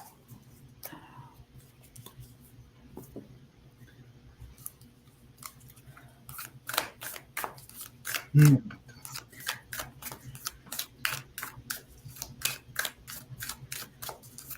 I can't complain. I left the marriage. I left her to take over. I had good reason to. Kind of regret it a little bit, but she's a good woman. She takes good care of the kids. We all are very involved. It's smart water, Smoochie. They make a cucumber lime water. All right, Mike, water and Red Bull. Sorry, I did that on purpose. It's crazy that this card came out because of what I've been talking about in several readings tonight. It's the card of Respond with Grace. That's literally what I've been saying all night. So let's see what this says. Mike, Stag is the epitome of grace, gentleness, and sensitivity. Fleet and sure-footed he might be, but even Stag can stumble and fall. He can do battle and inflict harm. He's not perfect, nor are you. We exist to experience life. During the span of our lifetime, we all make mistakes. We will do harm to others. We will also hurt ourselves. One such hurt is to believe the notion that you are flawed. You do have strengths and weaknesses, but flawed you are not. Perfection is a human construct. Therefore, it could be asked, what is a flaw? Hi, Perfectly Imperfect. You have been taught to like and dislike aspects of yourself. You have been taught to see those aspects that you or others do not like as flaw. You have been taught to feel shame and to apologize for those flaws. It's time to divest yourself of shame. Instead, respond with gracious acceptance of your humanity. Like Stag, you are a beautiful, amazing, majestic creature who sometimes stumbles as you traverse your life path. Stand proud with your head high And let your spirit shine like the sun. Improve yourself because you embrace growth and aspire to reach your fullest potential, not because you believe you are not good enough. You are not only good enough, you are enough. And in those moments when you falter and stumble, cause another pain, or they cause you pain, again, respond with grace, compassion, and empathy. Apologize for your transgressions and forgive, if you can, when others do you harm. If you cannot forgive, then keep your dignity intact and walk away. This is exactly what I was just kind of trying to say to Nutslap. And I just blah, blah, blah, blah, blah. But Mike, this is exactly what I've been talking about all night, right? Understanding that just because you're different, just because you feel differently about certain things than other people, you're no better or no less than them. Just because you don't agree with someone, that doesn't mean that you're wrong and they're right. And it doesn't mean that you always have to be the one bowing down and saying, you're sorry, or backing away and always being the one to kind of settle. What the universe is saying is you can be you however you are, and find people who accept you imperfect as you are, because we're all imperfect, right? If anyone's sitting there trying to make you feel bad for being flawed, then they've got some narcissistic issues, like they've got some problems themselves. But we even can't judge them for that, because that could be how they were raised or what they were meant to believe. The fact of the matter is, the universe is telling you that as long as you keep your side of the street clean, and that doesn't mean being a yes man or a people pleaser, that means putting up your boundaries, sticking to them, making sure others respect them, standing up for yourself, but in a quiet and graceful way. Offering forgiveness doesn't have to equal, reconciliation. I say that all the time because I really do believe that. You can forgive someone and they don't even need to know that you forgave them. Stop lowering yourself to and for people that constantly make you feel less than, and understand that you are not less than or greater than anyone or anything. I really think you need to look at your life path. And like I told someone before, where if there were no limitations and you could have, do, be anything and anywhere with anyone that you want, in 5 years from now, your perfect, absolutely perfect, everything perfect life, what would it look like? And then start working on getting there. Ready? Yes. Mr. Hilton and Wood. You're up, Hilton. Mr. Hilton, wisdom of the House of Night.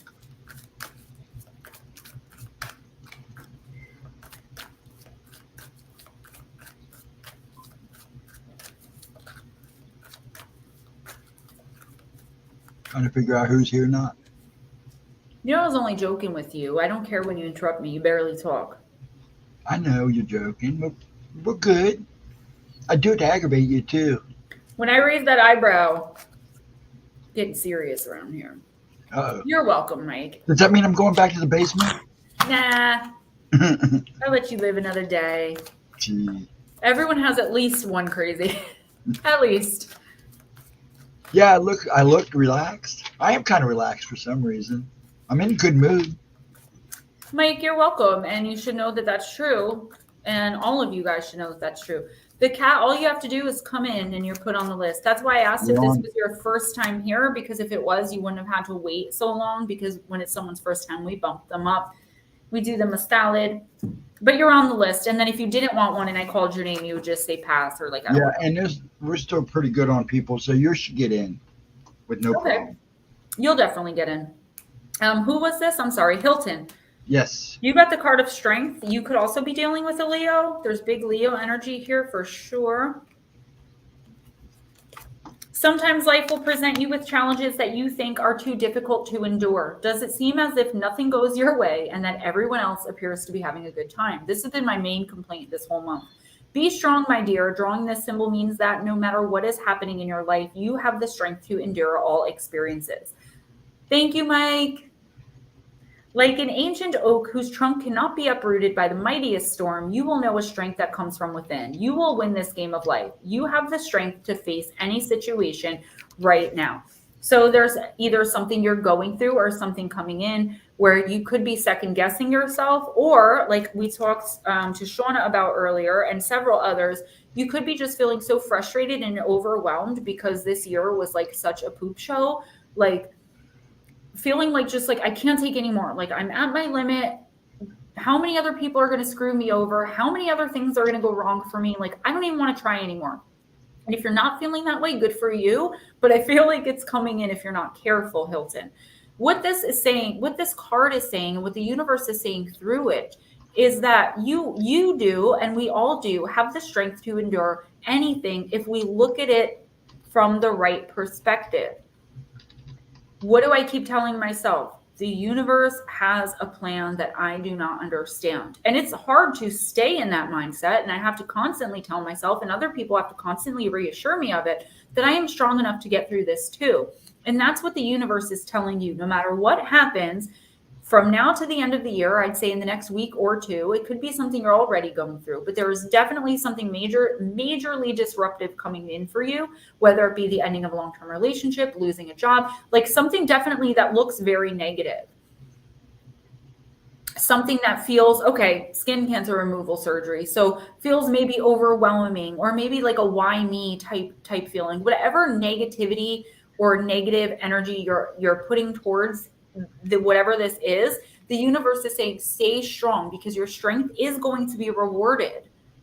You do have what it takes. Don't give up. This is kind of like a reassurance card from the universe. Like you can handle anything. You just have to get yourself in the right mind frame.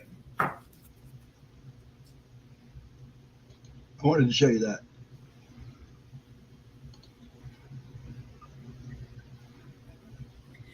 Well, it's nice to see you again, and thank you so much for coming on in and joining us. When I first started my channel, that was a while ago. Lots of dreams. Lara! That I'm still trying to accomplish, but I do this usually every Wednesday, and I definitely appreciate the support. Thank you. Okay, we're going to do Andrew next, and then and then if Shelly's still around, we'll do Shelly, and then we'll do Cat. Andrew, let's use the Divine Circus Oracle for you.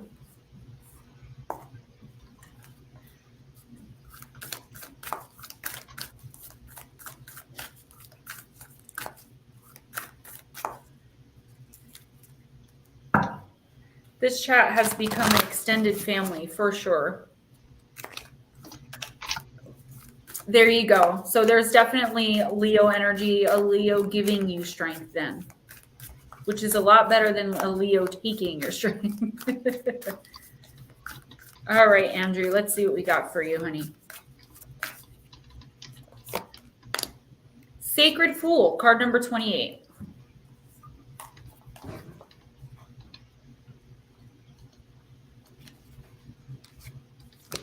There is much to be said for common sense, practicality, and a grounded approach, especially with spiritual matters and creating a life that fulfills your dreams. But if you are really going to live, love, thrive, and create this lifetime to be original, then you're also going to need to be willing to run the risk of being seen the fool. Some people will call you stupid, naive, foolish, and delusional if you dare to dream and follow that dream in all the ways you could possibly imagine. If you refuse to give up, even if others tell you that if it hasn't happened by now, it's never going to happen, then they might say you're a child, silly, disconnected from their idea of the real world. Don't listen to those voices. They don't understand that the power of the fool is truth. In the court, the fool was the one the king would trust and ask for advice. Why? Because he was allowed to speak the truth, where others would try to make politically smart choices to win them power. The fool just called the spade the spade.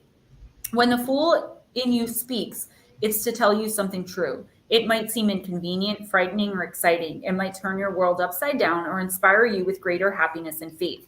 It's not your job to reason it away or to say that it's too difficult, too dangerous, or potentially deluded to act upon that truth. It's your job to remember that the game of life can only be won if you're willing to take the risk and play it. So when the sacred fool is part of your hand, listen up, take a chance, take a risk, and forget about what other people say and feel and think. Instead, listen to yourself and live true. So this is definitely talking about following your heart, right? And not listening to what other people say about the opinions you're either going to make, the things you're doing, or the opinions or the things that you've made and things that you've done, choices you've made. Sorry, I got confused there. I'm getting something a little bit more though with this card. It's like your sacred fool, your inner fool, your intuition is telling you something that you've been conditioned, pre-programmed not to listen to. Like I was just talking about our intuition, like us ignoring the red flags, right?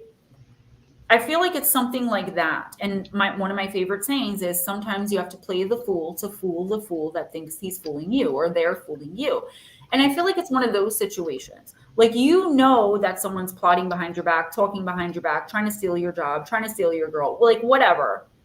You know that someone that's pretending to be a friend or someone that's pretending to be in your corner, being supportive, isn't.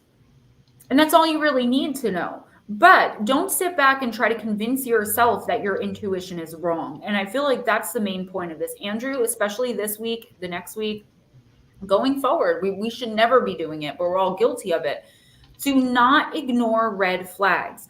Do not ignore your gut, your intuition, your inner knowing, because it is always right. There is never a time when your intuition is going to be wrong. And I feel like there's a reason you're getting this message right now, probably because you've either been ignoring something that you think you know about somebody, something that seems too good to be true, something that seems off, odd, weird, scary, I don't know.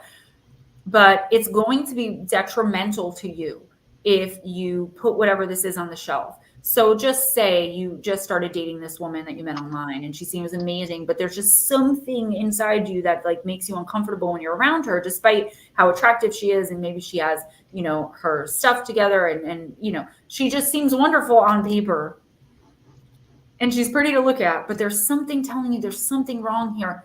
Go with you knowing that there's something wrong here and cut it off right now. Like, cut it off at the knees. Doesn't have to be that.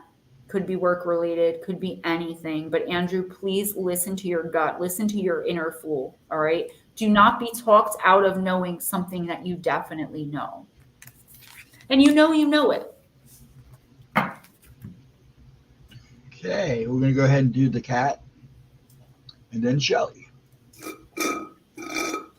All right. The cat, I'm going to use Oracle of Lights and Dreams.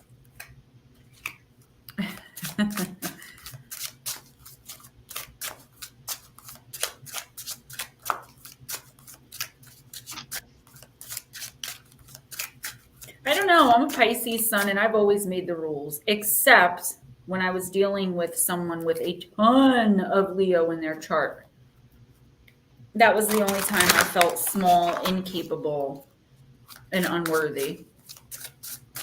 Unheard, neglected, ignored. The person wasn't a Leo. Actually, they weren't a Leo sun or moon. I don't know what their rising sign was, but they definitely had, like, if there are 15 placements, like 11 of them were Leo. So, you know what they say about fire and water. All right, the cat. Let's see. This is a new word deck. It's like 2 or 3 weeks old. So you got card number 46, the card of Toyland. Yes, I'm glad that you liked it, Andrew. And please just keep it in mind, okay?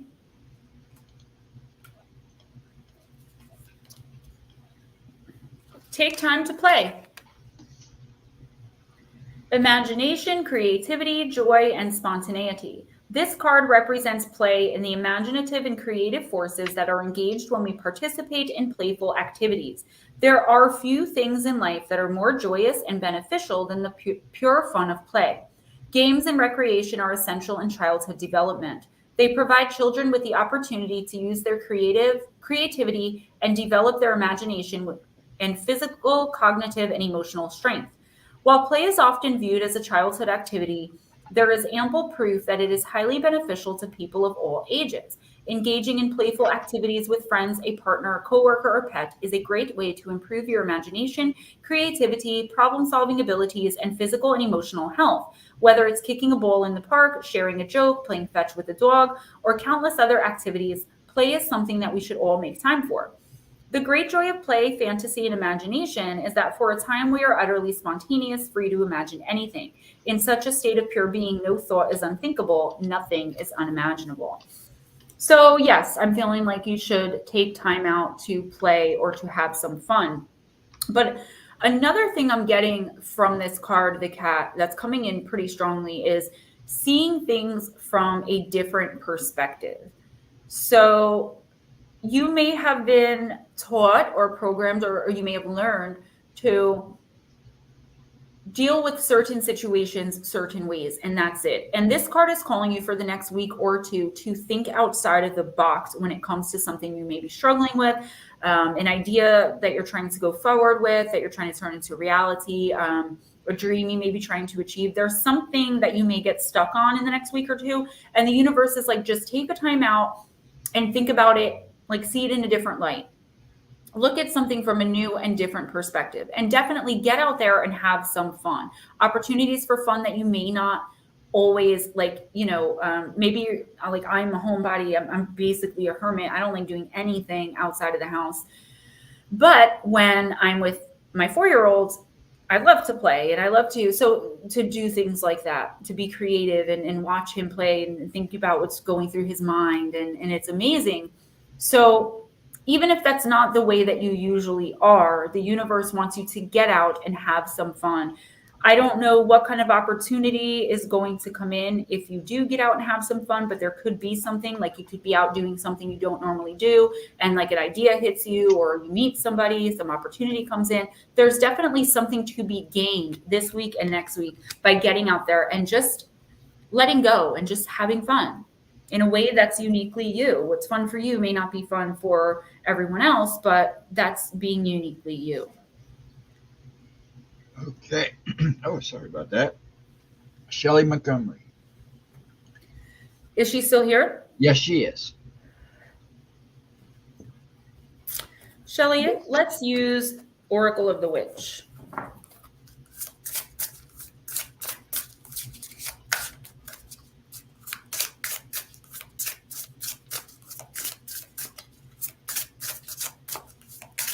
You're welcome.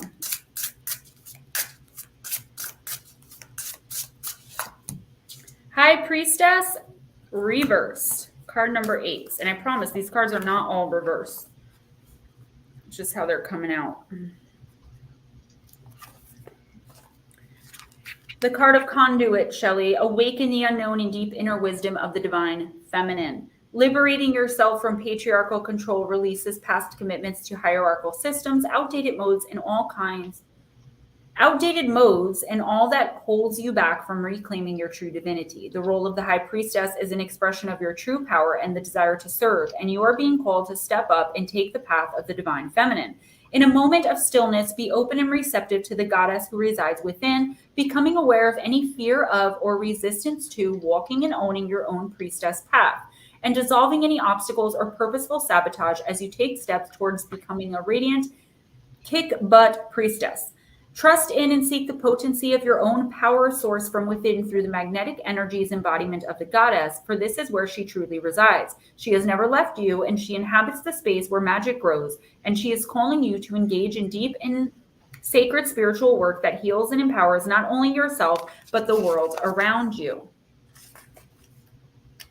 Make a conscious commitment to becoming a conduit of true goddess power in love, beauty, fulfillment, and delicious devotion as you take sacred steps to uncover your own personal, powerful priestess path. It is not enough to seek power for power's sake. Whether you are a member of a coven or choose to work alone, see yourself as a high priestess and treat all that you do with respect to her. It is safe for you to do so. So, Shelley, I feel like what this card is saying, because I know a little bit about your personal situation, is that you really should stop fearing what is coming through for you. And instead of living in this space of fear, maybe try to come at it from a place of knowledge that you may not even realize that you have, right? Seeking out assistance is always great.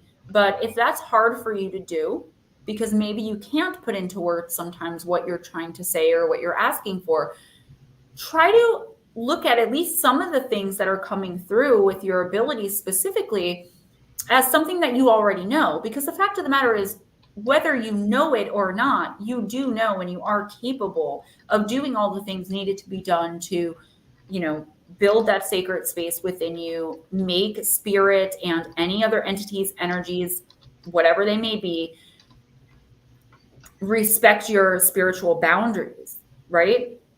You don't need 20 people to tell you how to shine your light. You already know how to do that. And I feel like this is another card that's saying maybe take a look from a different perspective. Act as if. And I know, again, a lot of people think that's inauthentic, but the fact of the matter is it's not. It's that fake it till you make it mentality that's gotten me pretty far with some things in my personal life. So the universe is asking you to give that a chance, to give yourself a chance to answer your own questions. That doesn't mean you know everything there is to know, but you do know a lot more than you're giving yourself credit for, and you're suffering unnecessarily in certain areas of your life. Okay. Jelly Doom. You're next, little lady. Who? Jelly Doom. I immediately thought Jelly Roll from Interview. I said Jelly, and I'm like, oh, Jelly Doom. I don't know why it came out Jelly.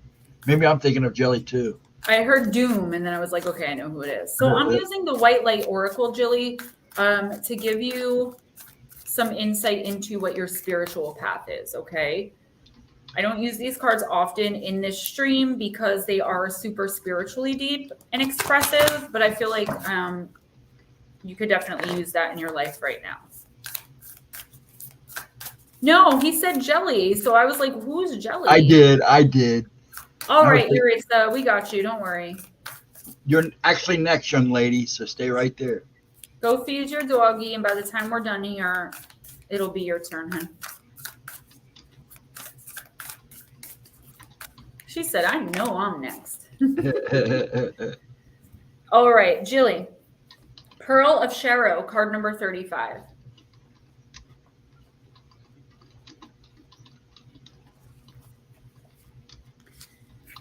Taking responsibility for your own experiences empowers you. You're going to resolve an issue through spiritual inspiration and higher guidance. You will rise up in full connection to your spirit and access a wealth of divine treasure. That which has brought darkness into your world shall submit to the light and be transformed. Have courage and commitment to your awakening, for you are a precious being and can go far on the spiritual path this lifetime. Sharo is a Tibetan word meaning to arise or manifest and shine with radiant spiritual light. Sharo is the outcome of sacred alchemy. It is the manifestation of the pearl beyond price. Created in the depths of the ocean, hidden away in a clamshell away from prying eyes, this pearl symbolizes a beautiful blessing of unexpected grace. Grace, grace, grace. I told you guys. It began when an irritant caused the formation of a luminescent coating. The healing response to that initial intrusion resulted in an organic creation of inestimable beauty, value, and uniqueness. So this pearl can be a sacred catalyst. To arise spiritually, manifesting one's own priceless soul pearl, we are required to respond to an initially unwanted situation in such a way that our soul light and power is increased as a result. The soul alchemy evokes the inner pearl of radiant being. Such spiritual wisdom cannot be bought or sold, controlled, nor exploited. It is perfect, nourishing grace, always free and always radiant with light. It is the inspirational triumph of creativity and healing. In the inner work of self-transformation, we take that which appears negative and utilize it to increase our goodness. However, we need to take care not to attribute the negativities to the divine will that are actually caused by humans. Human beings have free will. Without it, there could be no growth, only a following of rules. For the soul, life is something like a multidimensional art class. It is allowed to create with absolute freedom, with the understanding that it will be responsible for its creations. That opens the path for true, beautiful, and blessed offerings to the collective. It also opens the path to expressions of free will that create suffering. Whether our choices create liberation or enslavement to pain is the responsibility of human beings. This body has been given to us so that we may learn and grow spiritually. From a deeply pained place of confusion, some souls cry out in anger toward the divine, wondering why there is disease and suffering and cruelty on the planet. We need to understand the difference between taking an ego-created situation and working with it so that it can become divine, and believing the ego-created situation was divine to begin with. Spirit does not wish you or any creature to become sick or to suffer. In its infinite resourcefulness and love, with respect for your free will, which enables you to grow according to your own pace and purpose, Spirit will provide path after path of healing resolution. It is up to us when or if we answer that call. This oracle has emerged in your reading because you have the capacity to become a light bearer. Safeguard your energy, yet trust that the light within is strong enough to see you through any struggle and eventually transform it into a precious pearl of sacred empowerment. You have wisdom in your divinely alchemical heart. You shall arise with dignity. Julie, I feel like this is talking about the dark night of the soul that you're going through, and understanding that everything happens for a reason, as kind of callous as that sounds with what you're going through with the death of your mother. But I mean it in the most beautiful way possible, because what it's saying here is that something so tragic and devastating, it's up to you what you want to do with it. And that doesn't mean that you get to choose how you feel, right? Because that's a huge thing. It's sad and it's devastating, like I said, tragic, and just, I can't even imagine. But you can choose what you do with the pain that you're feeling. Are you going to give it to the collective as it is and put all of that pain out there and regret and guilt and whatever else you may be feeling? Or are you going to transform it into something? Protect it within you until you can transform it into something that's going to be pushed out into the collective to make us better as a whole. And that's the divine, that's the universe asking you this. Like, can you find a way to work through what you're feeling and going through so that it not only benefits you, but that eventually down the line, it benefits you in such a way that it benefits the collective as well? You're a light bearer, a torch bearer, leading the way for others. Can you turn your pain into that? Are you ready? If not, it might take another pain that's going to transform you in some way. Free will, regardless of free will, it's bound to happen, because that's what's expected of you because of your soul path and journey. Entity 7, Paranormal Joe Vitale. Sorry if it's Vital. Welcome, and thank you for stopping in to say hi. I definitely appreciate it. Okay. Yes.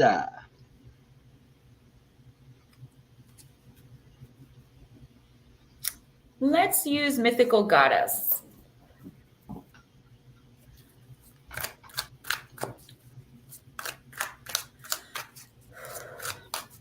I know what you mean, Gemma. She wanted me to celebrate her life and be myself. I'm trying hard to do what she wants. She wanted me to actually stay connected to you guys primarily. I've talked about, well, it's still about doing what you want, though, in your time, honoring her, but in your own time. So if that takes you years to do, then that's okay. But just knowing that that's the path that you're on, and that you're eventually going to turn it into something good. You can take all the time in the world. Make sure that you're ready, that it's your idea, and then honor her, the divine, and your kind of your sacred destiny, right? By turning the tragedy into a collective triumph. Yeah, we kind of fam here. Yes, Yuritsa, it's you, honey, right now. Just shuffling. Shuffling. That's what popped into my head. Every day I'm shuffling. The Earth Child, the card of divine. Design. Why did I say divine? Hopefully that comes out.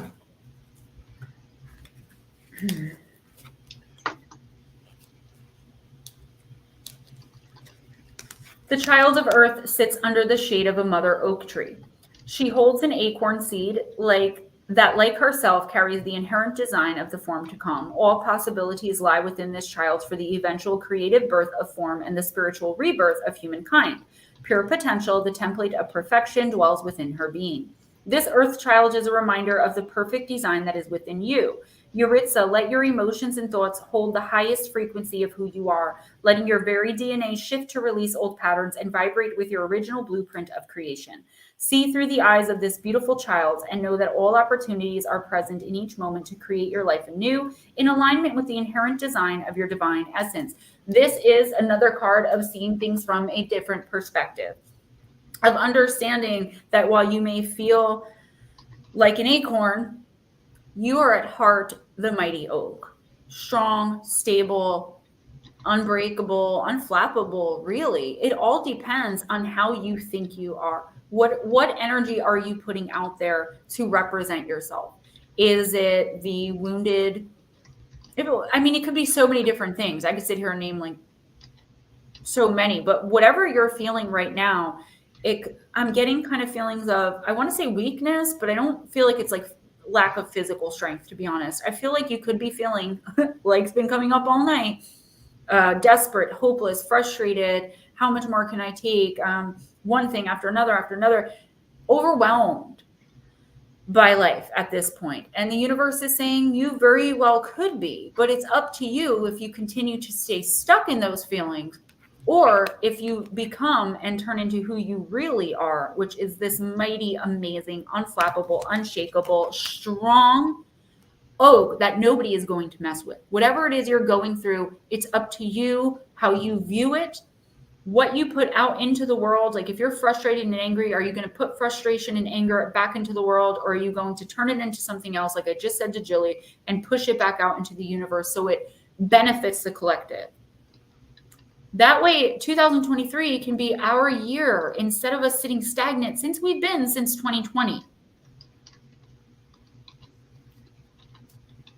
It's all about, I'm sorry, honey. It's all about, again, I hate to be a broken record, but it's about understanding, like trying to think of things from a divine standpoint instead of from a human perspective. So thinking of things like, okay, the divine has a plan for me, a purpose for me, a path that I charted, contracts that I agreed to. Am I going to honor them, or am I going to stay stagnant in this lower vibrational energy and not give anything to the collective at all? I guess the universe is calling us for the rest of the year to really come out of this. Yes, Nutslap, I am. Thank you. Thank you for noticing. To come out of this place of feeling like we've been beaten down as a collective, because we are being beaten down, but it's the universe's way of like strengthening us and fortifying us for all the amazingness that's coming in 2023. Okay, I'm just trying to get the attention of Jules, Anime, and Madison. And if they don't answer, you can go ahead and do Carrie and Perfect Anime? and Pixie. Amy. Oh, I was like, is there any? That time I wasn't messing with you. I really didn't know what you were talking about. I know. Amy and Madison and Jules, I need to know if you're still here. I think Amy left. I don't know about Jules. Her name shows up, but that don't mean nothing. And Madison, I don't know if they're flipping pages or what. Well, who's after them? Because we'll just go with whoever answers first. Okay, and then Carrie. Oh, there's Madison. Go ahead and do Madison. Okay. Thank you, Madison. Madison, I'm going to use Angels and Ancestors for you.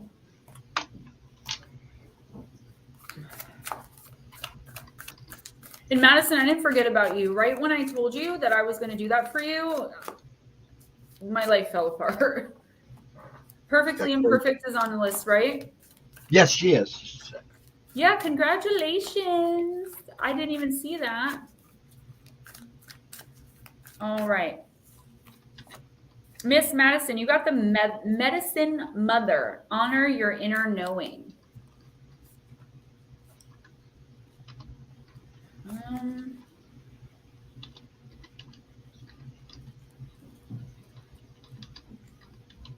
Okay.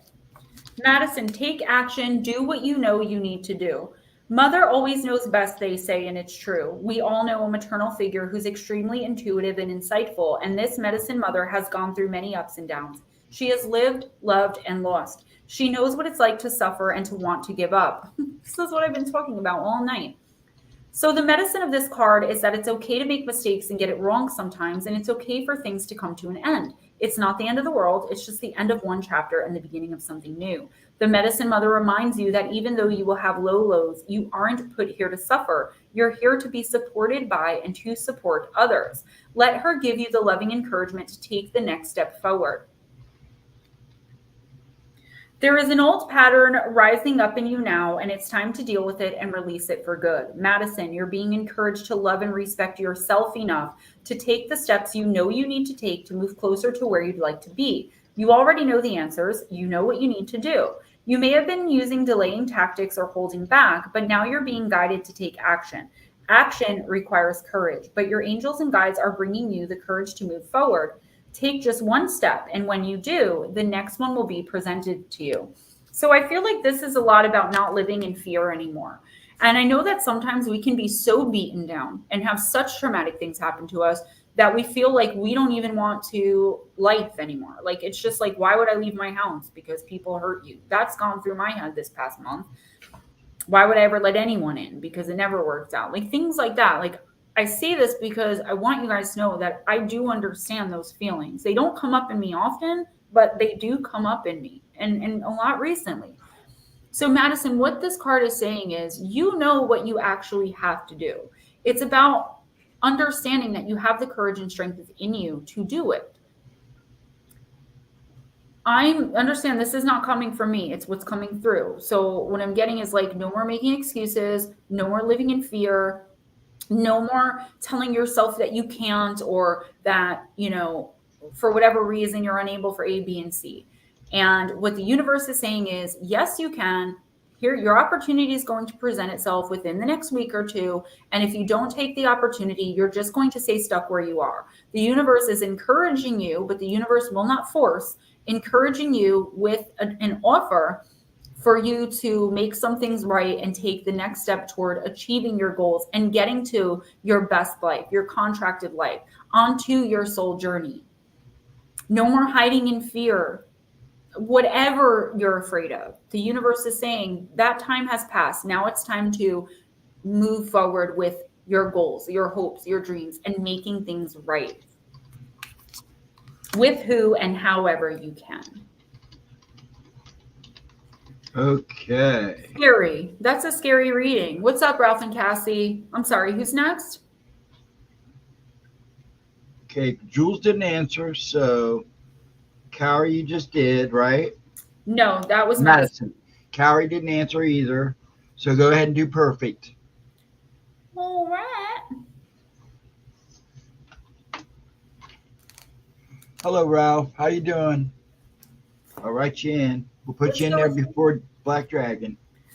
Let's go with deep, dark, and dangerous. Ooh. Yeah, Madison, I feel like that's what it is. The universe is like, you can do so much better, and you're so much more than the sum of these lower vibrational negative feelings. And anyone who's not helping you achieve these goals, who's helping you to remain stuck and stagnant in these crap feelings and lower emotions, they need to go. Like, maybe not for good or forever, but they need to go right now. Because if they're not helping, they're hurting or doing nothing. And we don't need people that are hurting us or not doing anything for us, especially when we're doing for them. I just feel such fear around you, fear inside of you, fear in your, like, you're afraid. And I get that, especially what you've been through. I've been through it. I told you. Believe me, more than you know. But there comes a time where you just have to be like, you know what? I'm going to get to a point where life ain't got nothing on me, and then it can do its worst. And that's kind of where I'm at. Like, take your best shot. I'm good. Do I always feel this way? No. I need people that support me to bring me back to reality, to remind me of who I am and how far I've come. But in order to come so far, you have to at least take one step. And the universe is offering that to you. That second and third step and fifth step. Till finally you look back and say, oh my gosh, like, I've been on this journey for a year and look how amazing it is. I will have 4 years drug-free on December 21st. I remember when I couldn't get 4 seconds. So it's a big deal. And I can look back and be proud now of all the things I've accomplished. And I don't say that to brag. I say that to give you hope that no matter what you've been through, even if you've been or felt like you were the lowest of the low, it doesn't matter. You can always come back from it. As long as you're living and breathing, you are a child of the divine. It doesn't matter what that divine looks like to you. Okay. I'm sorry. Who did I just pull for? Perfect. Okay. Card number 17, Deep Compassion, the Minotaur. There's Dargo. Yep. I seem to be the only one lately who thinks it is Smoochie, but I'm not going to forget. You know, I know how strong I am no matter what anyone else tries to tell me. Perfect. Extend compassion to others and yourself. Pity is not the same as compassion. Be aware that you may be being scapegoated or that you are scapegoating others. Take responsibility for your own actions. Look deeper before making decisions about other people. Seek your shadow. When we think of the great bull of Crete, we often think about the frightening, violent creature in the labyrinth and the hero needing to overcome it. Yet the shadow in this story is not the creature, but those around him. Minos is one of 3 brothers vying for the throne of ancient Crete. Crete at the time was one of the most powerful centers of influence in the known world. Minos argues that the kingship should go to him because of his uniquely good relationship with the gods. He states that all he needs to do is ask the gods for something and it will happen. To prove this, he performs a ritual and prays to the sea god Poseidon, asking that a bull come from the ocean. He promises that this bull will be sacrificed back to the god as thanks. Amazingly, a bull walks out of the ocean, a magnificent white bull, perfect in form, dazzling everyone on the beach. Minos is given the kingship and becomes the ruler. However, it is here that he makes his first mistake. Minos thinks the bull so beautiful that he decides to keep it for himself and sacrifice a lesser bull to Poseidon. Everyone knows that an animal marked for sacrifice to a deity isn't to be kept for oneself, and this is hugely insulting to the gods. Poseidon is no exception and punishes Minos by making his faithful wife, Pasiphae, fall in love with the bull. Pasiphae mates with the bull and births a baby she loves, yet it has the head of a bull. There is outrage in the kingdom, and the child, the Minotaur, is eventually placed in a specially constructed maze below the palace. He lives there lonely for the most part, but is visited by his sister Ariadne and mother occasionally until his father yet again changes things. Minos' other son, Androgenos, is killed in Athens. In his revenge, Crete attacks Athens and wins, imposing a penalty. This penalty is that every 9 years, some say every year, Athens must supply 7 young men and 7 young women to be given as sacrifices to the Minotaur. A boat with black sails is dispatched to carry these young people to their deaths. This goes on for 3 sacrifice cycles until the Athenian hero and son of Aegis, the king Theseus, decides to kill the Minotaur and stop the sacrifices. Theseus tells his father that if he is successful, he will fly a sail of white instead of black. Theseus meets Ariadne and they fall in love. She agrees to help him make his way in and out of the complex labyrinth to kill the Minotaur. She shows him how to leave a trail by unraveling a ball of wool behind him as he goes. Theseus meets the Minotaur and kills him and frees the other prisoners. He sails back to Athens in triumph with Ariadne and her sister, but forgets to raise the white sail. King Aegis, on the lookout for his son's ship returning, sees the all-black sails and presumes his son is now dead. He takes his own life by throwing himself off the cliff into the ocean, another death added to this horrifically sad tale. It is worth remembering the Minotaur did nothing wrong and was not inherently evil. He was the product of family trauma and the scapegoat of the bad behavior of others. What if he had not been disowned and shunned? What if his uniqueness was an asset and not used as something monstrous? What if he had been shown compassion and not disdain? Literally, the Minotaur was the embodiment of the dark part of the family or of a person's own consciousness that lives hidden and that no one really wants to see. Your plant companion is Minotaur, and your crystal companion is Carnelian. Hi, darling Deb. So that was a lot, right? That was definitely a lot, but perfect to break it down to you. I would definitely say that what the universe is telling you here is don't judge a book by its cover. That's definitely number one. I'm also getting, don't allow others to sway your opinion about someone or something in your life. Like, you already know deep down who this person is or what the situation really is at the heart of it or the heart of the person. And it's like these other people are trying to sway you so badly, and it's not for your own good. I feel like some of them think they have your best interests at heart, but at the end of the day, it's time for you to make your own decisions, okay? Work with your own shadow self. Don't be a scapegoat, and don't scapegoat others. The universe is asking you to be truthful about your indiscretions, be truthful about any lies you may have told. You're going to be given an opportunity to come clean about something, or to confront someone who you know needs to come clean to you. So this is another card too of like, you already know what's going on. It's just a matter of accepting it and then going to that person and saying like, hey, I know what you did. How they react, are they going to admit it, or are they going to keep denying it, make you feel ridiculous, scapegoat you, gaslight you, all these things? And that's how you're going to know whether or not this person should be in your life. And that should be happening in the next week or two. Someone's going to be revealed for who they really are at your confrontation. Don't let your inner knowledge be swayed. Don't let them talk you out of knowing what you know that you know. Okay, well, Miss Laura's next. Having trouble reading. That's all right, Laura, you're next. You can relax now. All right, Miss Lara, Moonology Manifestations.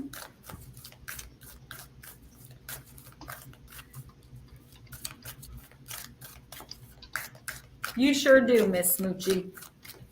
I love you so much. All you guys just make me laugh.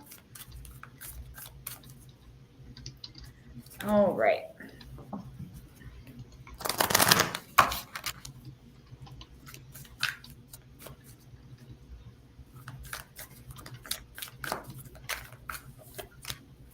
Full moon in Cancer. Let your fears dissolve. That little crabby crab. Lara, fear and neediness. We're getting to that time of night, guys. Fear and neediness may now be at play. Fear is debilitating, while neediness isn't usually very attractive. Acting out of fear is a risky response. So if you dwell on your insecurities, what you'll manifest is an extension of those insecurities. The reason why we should face our fears is that in doing so, they often simply dissolve. If we don't face them, they can influence us to act in ways we otherwise wouldn't, which means we can end up manifesting the very thing we were hoping to avoid. To see off the fear that's in you, face it right now. Oh, Deb, that's awesome. Lara, manifesting balance. Find a balance between Cancer's oversensitivity and Capricorn's coolness. Facing your fears and working out where they came from will point you in the right direction and get you into the right mindset. Your manifestation affirmation for this week: I completely love and accept myself as I am. So, okay, Lara, I do feel like, and guys, I'm going to call this at 10:30 because I think from now on we're going to do 3 hours because 4 hours is getting to be a lot for me. Lara, I do feel like this card, there is something that you're dealing with here that is fear-based. You may not be looking at it like that, but if you search deep within yourself, why are you responding to something or someone a certain way when like you feel like you know it's out of character? Why are you not moving forward with an idea or a goal or something you know is like a part of your life path? And the universe is asking you to look at the concept of fear within yourself. Face your fears, understand that that's all they are. They're basically figments of your imagination. The universe is offering you a chance to kind of wipe the slate clean and to show you a way where you don't have to be fearful anymore. The universe is telling you right here that there is nothing to be fearful of. Now, you don't want to be overconfident either where it hits the point of ego, but I feel like I feel your energy is like this perfect balance. So this has got to be something that's maybe coming in for you, that you could have like a knee-jerk reaction out of fear, and then you have to go back and correct it. But what the universe is saying, make sure that you do go back and correct anything that you may have done or anything that you caused because you reacted out of fear, and just explain that. And people are either going to accept it or they're not, but it's what the universe is asking you to do and therefore needs to be done so that you can stay on your path and continue being gloriously you. Who's next? Ralph. All right, Ralph.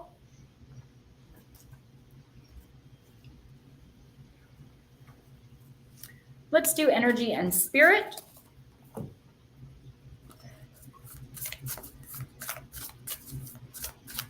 Yes, Miss Smoochie, I would like that very much.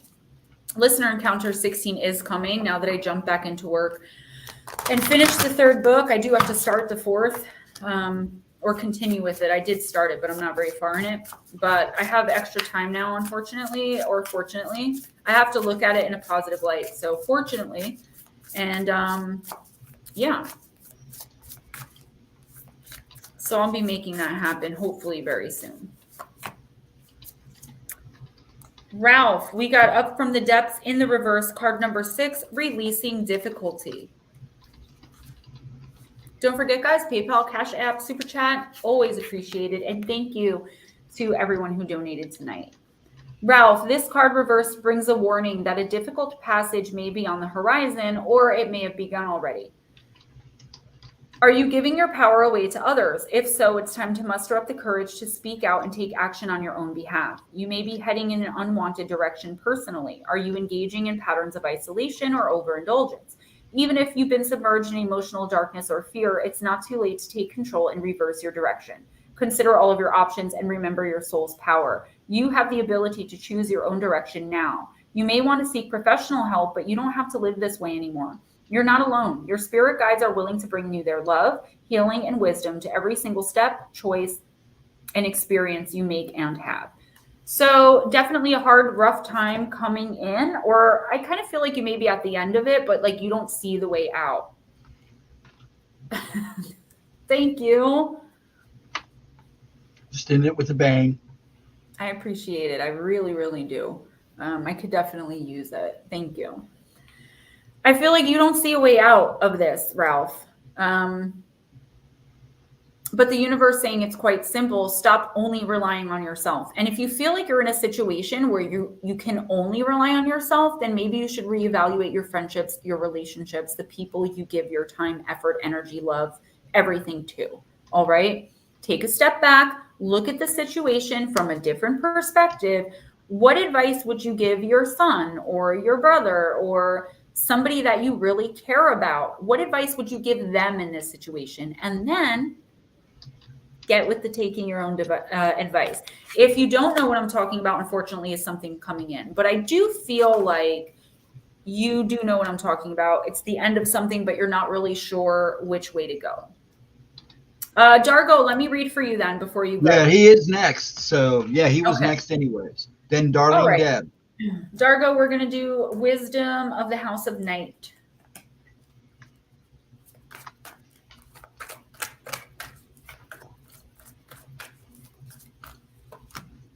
Trapped, Reefum, card number 34. All right, Zargo. My dear sweet child, do you feel as if you're trapped in your life right now? Do you sense that you cannot do what you really want to do because others have expectations of you that you may not be able to fulfill? Do you feel as if you will never get what you want or go where you want to go? Have patience, for truly you're in a temporary prison that exists only in your mind. Your circumstances, no matter what they are, will change, and you will be free to experience the life you wish to lead. In these times, dreaming is the best antidote, and of course, patience. Consider the story of the half-raven boy trapped in conflict until he finally followed his heart. Trust in me, for I will show you when the cage doors open so that you can fly free. Zargo, this is not a time for action right now. It's just a time for making plans for when it is time to take action. You're kind of stuck in this right now, whatever it is, like stuck in this game of life or whatever is going on. It's not going to be for long. This is a weekly reading. So for this week, start thinking about ways that you can get yourself out of this. And when the time comes next week or the week after, be ready to take that action. And don't be fearful of what others are going to think, say, or feel about it. It's your life. It's not selfish to make your own decisions. It's not, good night, Lara, love you. It's not selfish to want to live your life how you choose to live it, as long as you're not hurting anyone else. The pressure these other people or these situations you've gotten yourself into that's on you is just unbelievable. It's unfathomable right now. You have to find a way out, back away slowly, surely, and be very clear with people that these are your decisions to make. And that's that. It's not a forever thing. You're not always going to feel this way. So maybe start changing your mindset a little bit, if possible. And if you need help with that, you can always text me. Okay, darling Deb, we're going to use the Divine Circus for your first time here, and welcome. Thank you so much for coming in and hanging out with us. Welcome to the family. Let me just give him a shuffle here. Good night, Miss Smoochie Smoochie. Well, Dargo, the fact of the matter is, it's like, okay, maybe you got yourself into these situations, but you can also get yourself out if you stop listening to everyone else and continue blaming yourself. Darling Deb, donations are optional. They're not mandatory. That's kind of why I do them. Do this on Wednesday nights. Those who can donate do, and I appreciate it. And then the nights that they can't, I give them reading. So it all evens out. It's not the point. I do appreciate it, definitely and for sure, but no worries, especially your first time here. You got card number 1, the card of meant for you.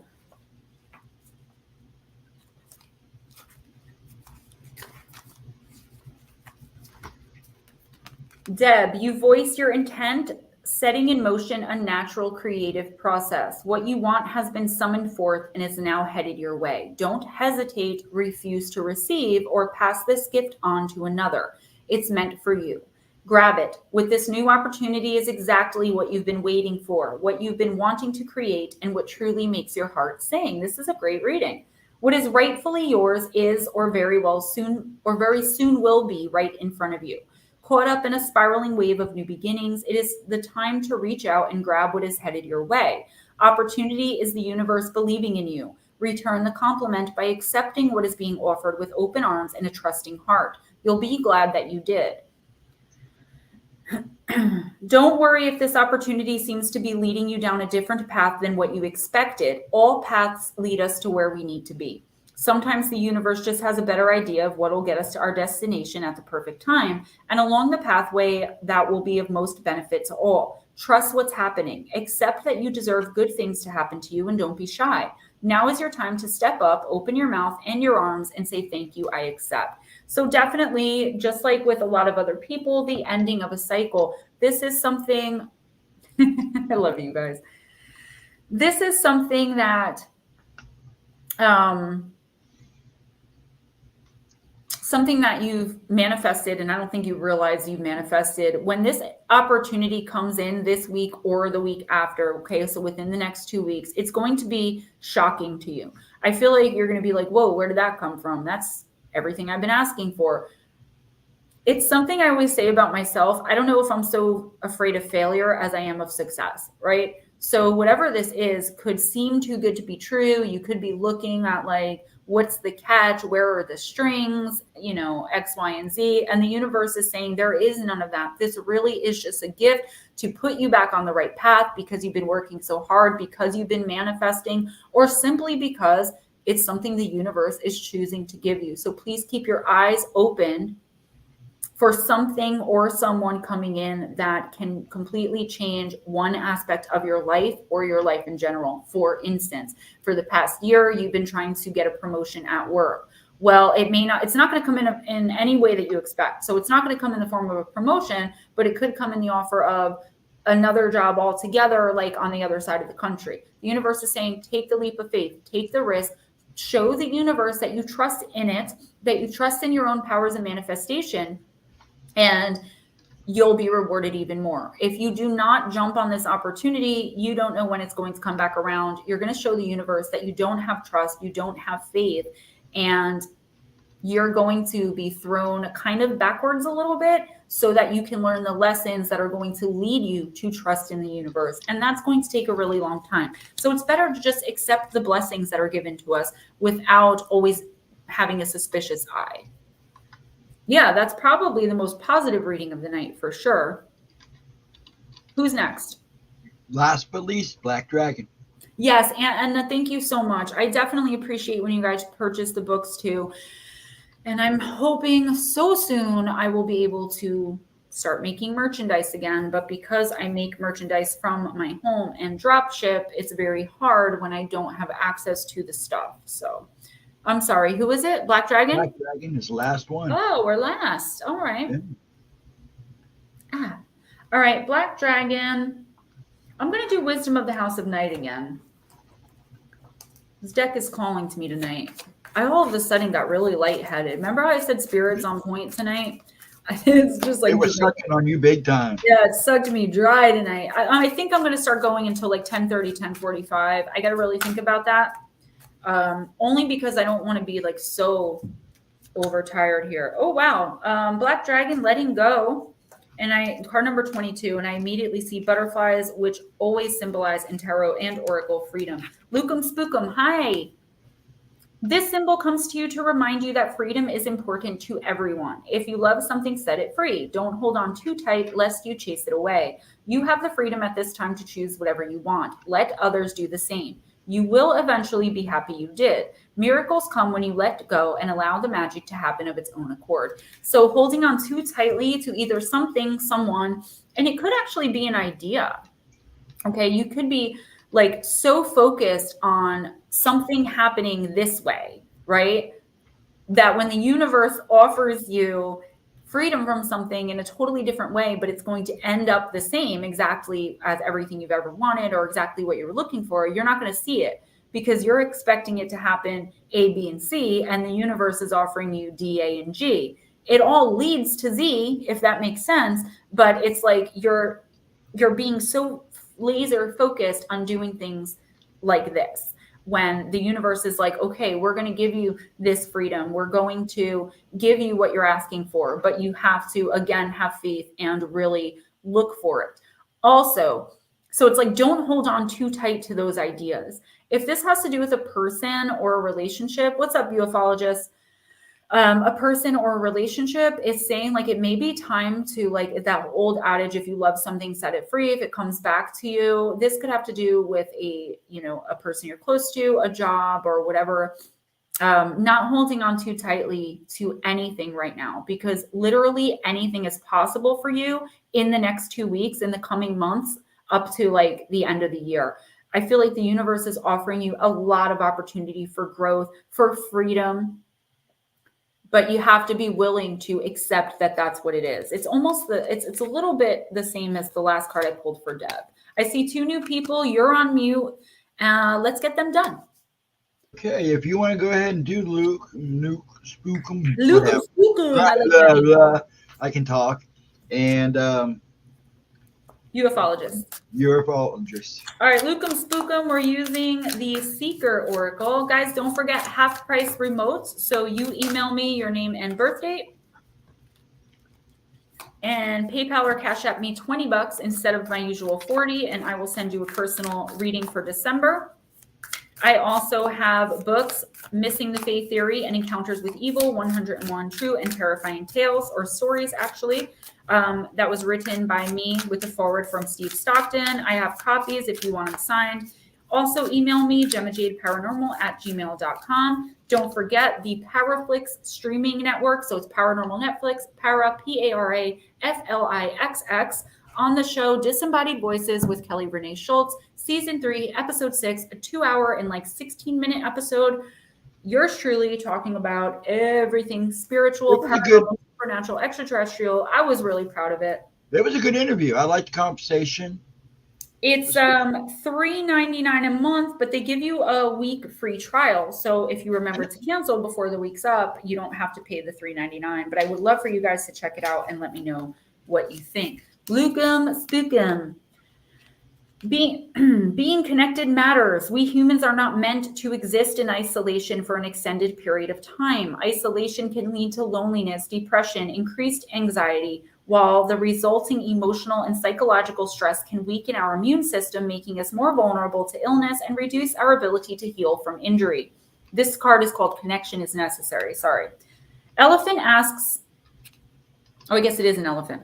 Elephant asks if you've been a loner for a little too long. It might be time to reach out and reconnect with your nearest and dearest, or simply to get out of the house and reconnect with people in the wider community in general. Go to town, sit on a park bench, and watch the world go by. It might also be time to establish new connections with people who share a common interest or bond. If you enjoy gardening, you could look at joining a local gardening group. If you enjoy photography, you could seek out fellow photographers. Sharing a passion is a great way to connect with and meet people. While some people can thrive alone, even a loner by choice needs social enrichment from time to time. That's what this is for me. It's not about being popular and having hundreds of friends. It's also not about going out each and every night and partying until dawn. It's about having someone there for us if we need to talk. It's about love and friendship, the family we have and the family we create. Elephant suggests that it might be time to place emphasis on relationships and maintaining healthy connections with who you consider kindred and family. So Lookum Spookum, maybe you're spending a little bit too much time in your own head, whether it be actually like physically alone, or whether it just be like in your own head. So like you can be in a room with 10 people, but if you're not fully present, then you're alone. You know, you're alone with your thoughts. Whatever the case may be, the universe is offering you an experience or offering you, I can't think of the word, offering you, so, what's the word? It begins with an E, but it's not experience. It doesn't begin with an E. It begins with an O. Offering you an opportunity to get out there, connect, meet new people. I feel like there is someone out there in the next 2 weeks that if you do get out, do something different, even if you go out by yourself and just start talking to people, an opportunity to meet someone that's very important for your growth, for your path, for something you've been trying to accomplish for a really long time, whether that be a long-term relationship, whether that be a new job opportunity, or whether it be just having people to lean on and have some fun with. Definitely spending too much time either physically alone or alone in your own head. Also, for the next week or two, pay close attention to your physical health. Don't overindulge on anything that's not good for you. Ufologists. Angels and ancestors.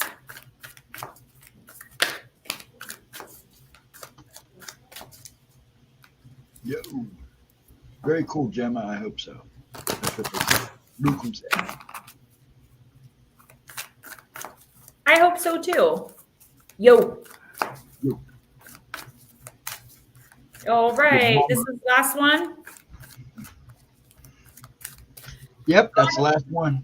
Black Dragon, I definitely agree with that. And I feel like that's kind of what I've been doing. It says, many seek freedom from their own darkness. You must understand that that darkness made us stronger, and now we can become the light for others. And I definitely agree with that for some people. You know, people that are able to understand the difference and understand the connections. Pull an owl. I actually did the video. I did record it. I got to finish editing after stream, putting it out tomorrow at 11 a.m. Eastern. It's the connection right now between abductees and large owls, and then I'm doing one on regular size owls, but I did say, and then this one's for you because I was thinking about you. Oh, no owl, but Shaolin Master. We got the dragon. Ufologists, be graceful in movement and action. There's the word again, grace, graceful. That word was in my head all day long today because I was congratulating myself at how I've been handling my situation with grace and dignity and trying my best not to come out of myself. Like a certain person always makes me act out in anger and rage, and only one person in the whole world. And I haven't been reacting that way anymore because I'm just not giving anyone the satisfaction. And I was saying today, like, wow, I've been really, I said it, I've been so graceful in this, patting myself on the back. And then it's come up so many times in these readings. All different large owls, mostly gray and or white with giant eyes of some color. I want to look more into these smaller owls because I feel like those are the alien spies. But the giant owls, that's what I'm putting out tomorrow. Ufologists, slow and steady, breathe and flow, take a gentler approach. The Shaolin Master calls forth the ninja within. Shaolin medicine is about learning to adapt to a situation and to tap into the energy running through your body and preserve it in order to release it at the right moment. It also teaches subtlety because when you are too forceful, you use too much energy, and that may not be supportive of what you're working on. The Shaolin master, like a monk, has respect for all things. He is disciplined and guided by his art and will never use it to impress the foolish or to appear stronger than someone who is threatening him. You too are being invited to remain graceful in your movement, choices, and actions. Thank you, Shelley. I'm really trying. You guys help me with that. Whether you believe it or not, or whether you see it in my daily life, you guys definitely do. You're being guided to flow like water, blow like air, and connect with your purest intentions. Don't feel you need to rush ahead. A gentler approach will be more fruitful and rewarding. Move with subtlety and grace. Reach high, but also ask yourself how you can move with the flow of life rather than pushing against it. Do you have the capacity to refocus your gaze at this time? Can you slow down or take more time to soften and breathe as you move forward? All of this will be incredibly beneficial for what happens next. Hey, what's up, Deirdre? Guys, Deirdre's going to be the last one. So ufologists, I feel like this is just telling you like fools rush in, right? And that's not only in relationships. And that's exactly what popped into my head. Fools rush in. I feel like something could be coming in for you that you're so excited about that you're not looking at like all of the finer details. And the universe, before you make a decision that you could come to regret later. So this is in the next week or two. I don't know why the readings, all of them were for a week or two tonight, but for the next week or two, look at the fine print, like I said earlier to someone else. Make sure that you're not jumping into something because it looks good at first glance or at face value. Like look deeper, slow down, really think about it. I wouldn't make any major decisions, sign any documents, or, really buy anything major. Treat it like a Mercury retrograde in the next 2 weeks. I really want you, any offer, opportunity, or person that comes into your life to really scrutinize them, not in a mean way or an egotistical way or like a better than them type way, but just be sure you know what you're getting into. And the way you can do that is by not being kind of dazzled by the cover of the book when you don't even know what's inside. Good night, Luca. What's up, Miss Deirdre? All right, we're going to do one more for Deirdre, guys, and then I am done. I've got some editing to do.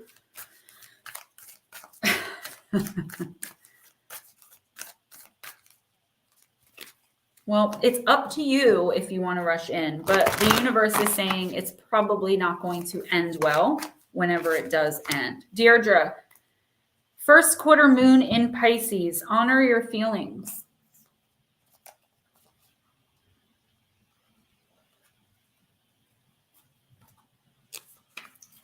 Hey, girl. It's been nuts. One thing after another, after another, after another, after another. So that's why I've been MIA. Are you putting on a good front, acting like you're bright and breezy, but hiding your real feelings? Rather than acting as though everything is fine, if you're worried about certain issues, it's best for you to just deal with them. Avoid getting so wrapped up in your feelings that you overwhelm yourself and everyone else involved in the situation. If you deny your feelings, Deirdre, you'll go nowhere fast with your manifesting. Look at the big picture and use your intuition. Avoid blowing an upset out of proportion. As admirable as it is to live a cheerful and happy-go-lucky life, this card suggests you need to make sure you're not ignoring your emotions. You're being asked to feel all of your feelings. Making light of your emotions now is not recommended. Remember, we create our own emotions. Your manifestation, oh, no, there's no manifestation affirmation for this card.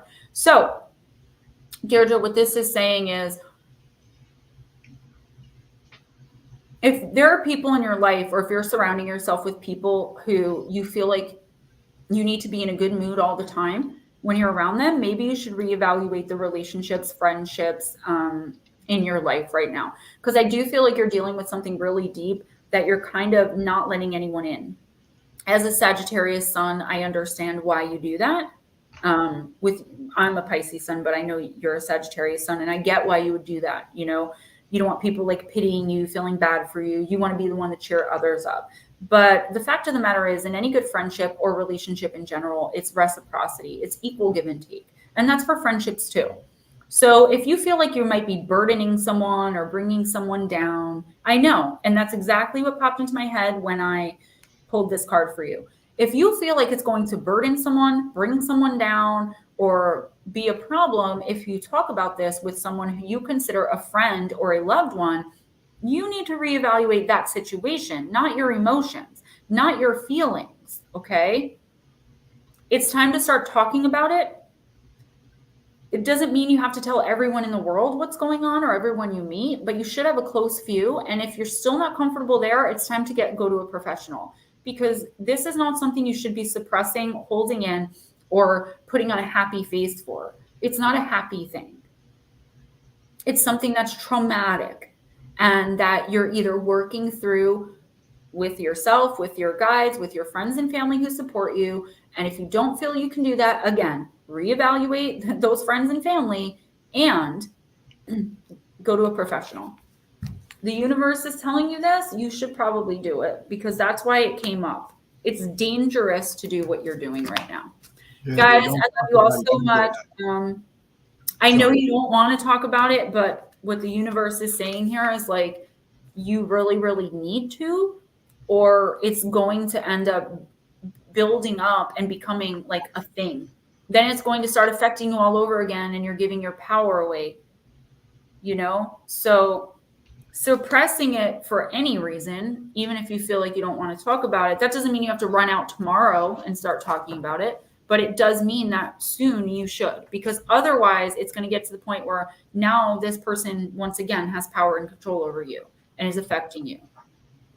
And we don't want that. I love you guys. Don't forget my third book, Shadow Entities, Sleep Paralysis and Beyond, should be out next week. I'm hoping Tuesday. And I have plenty of my first and second book for autographed copies. Don't forget to check out my show.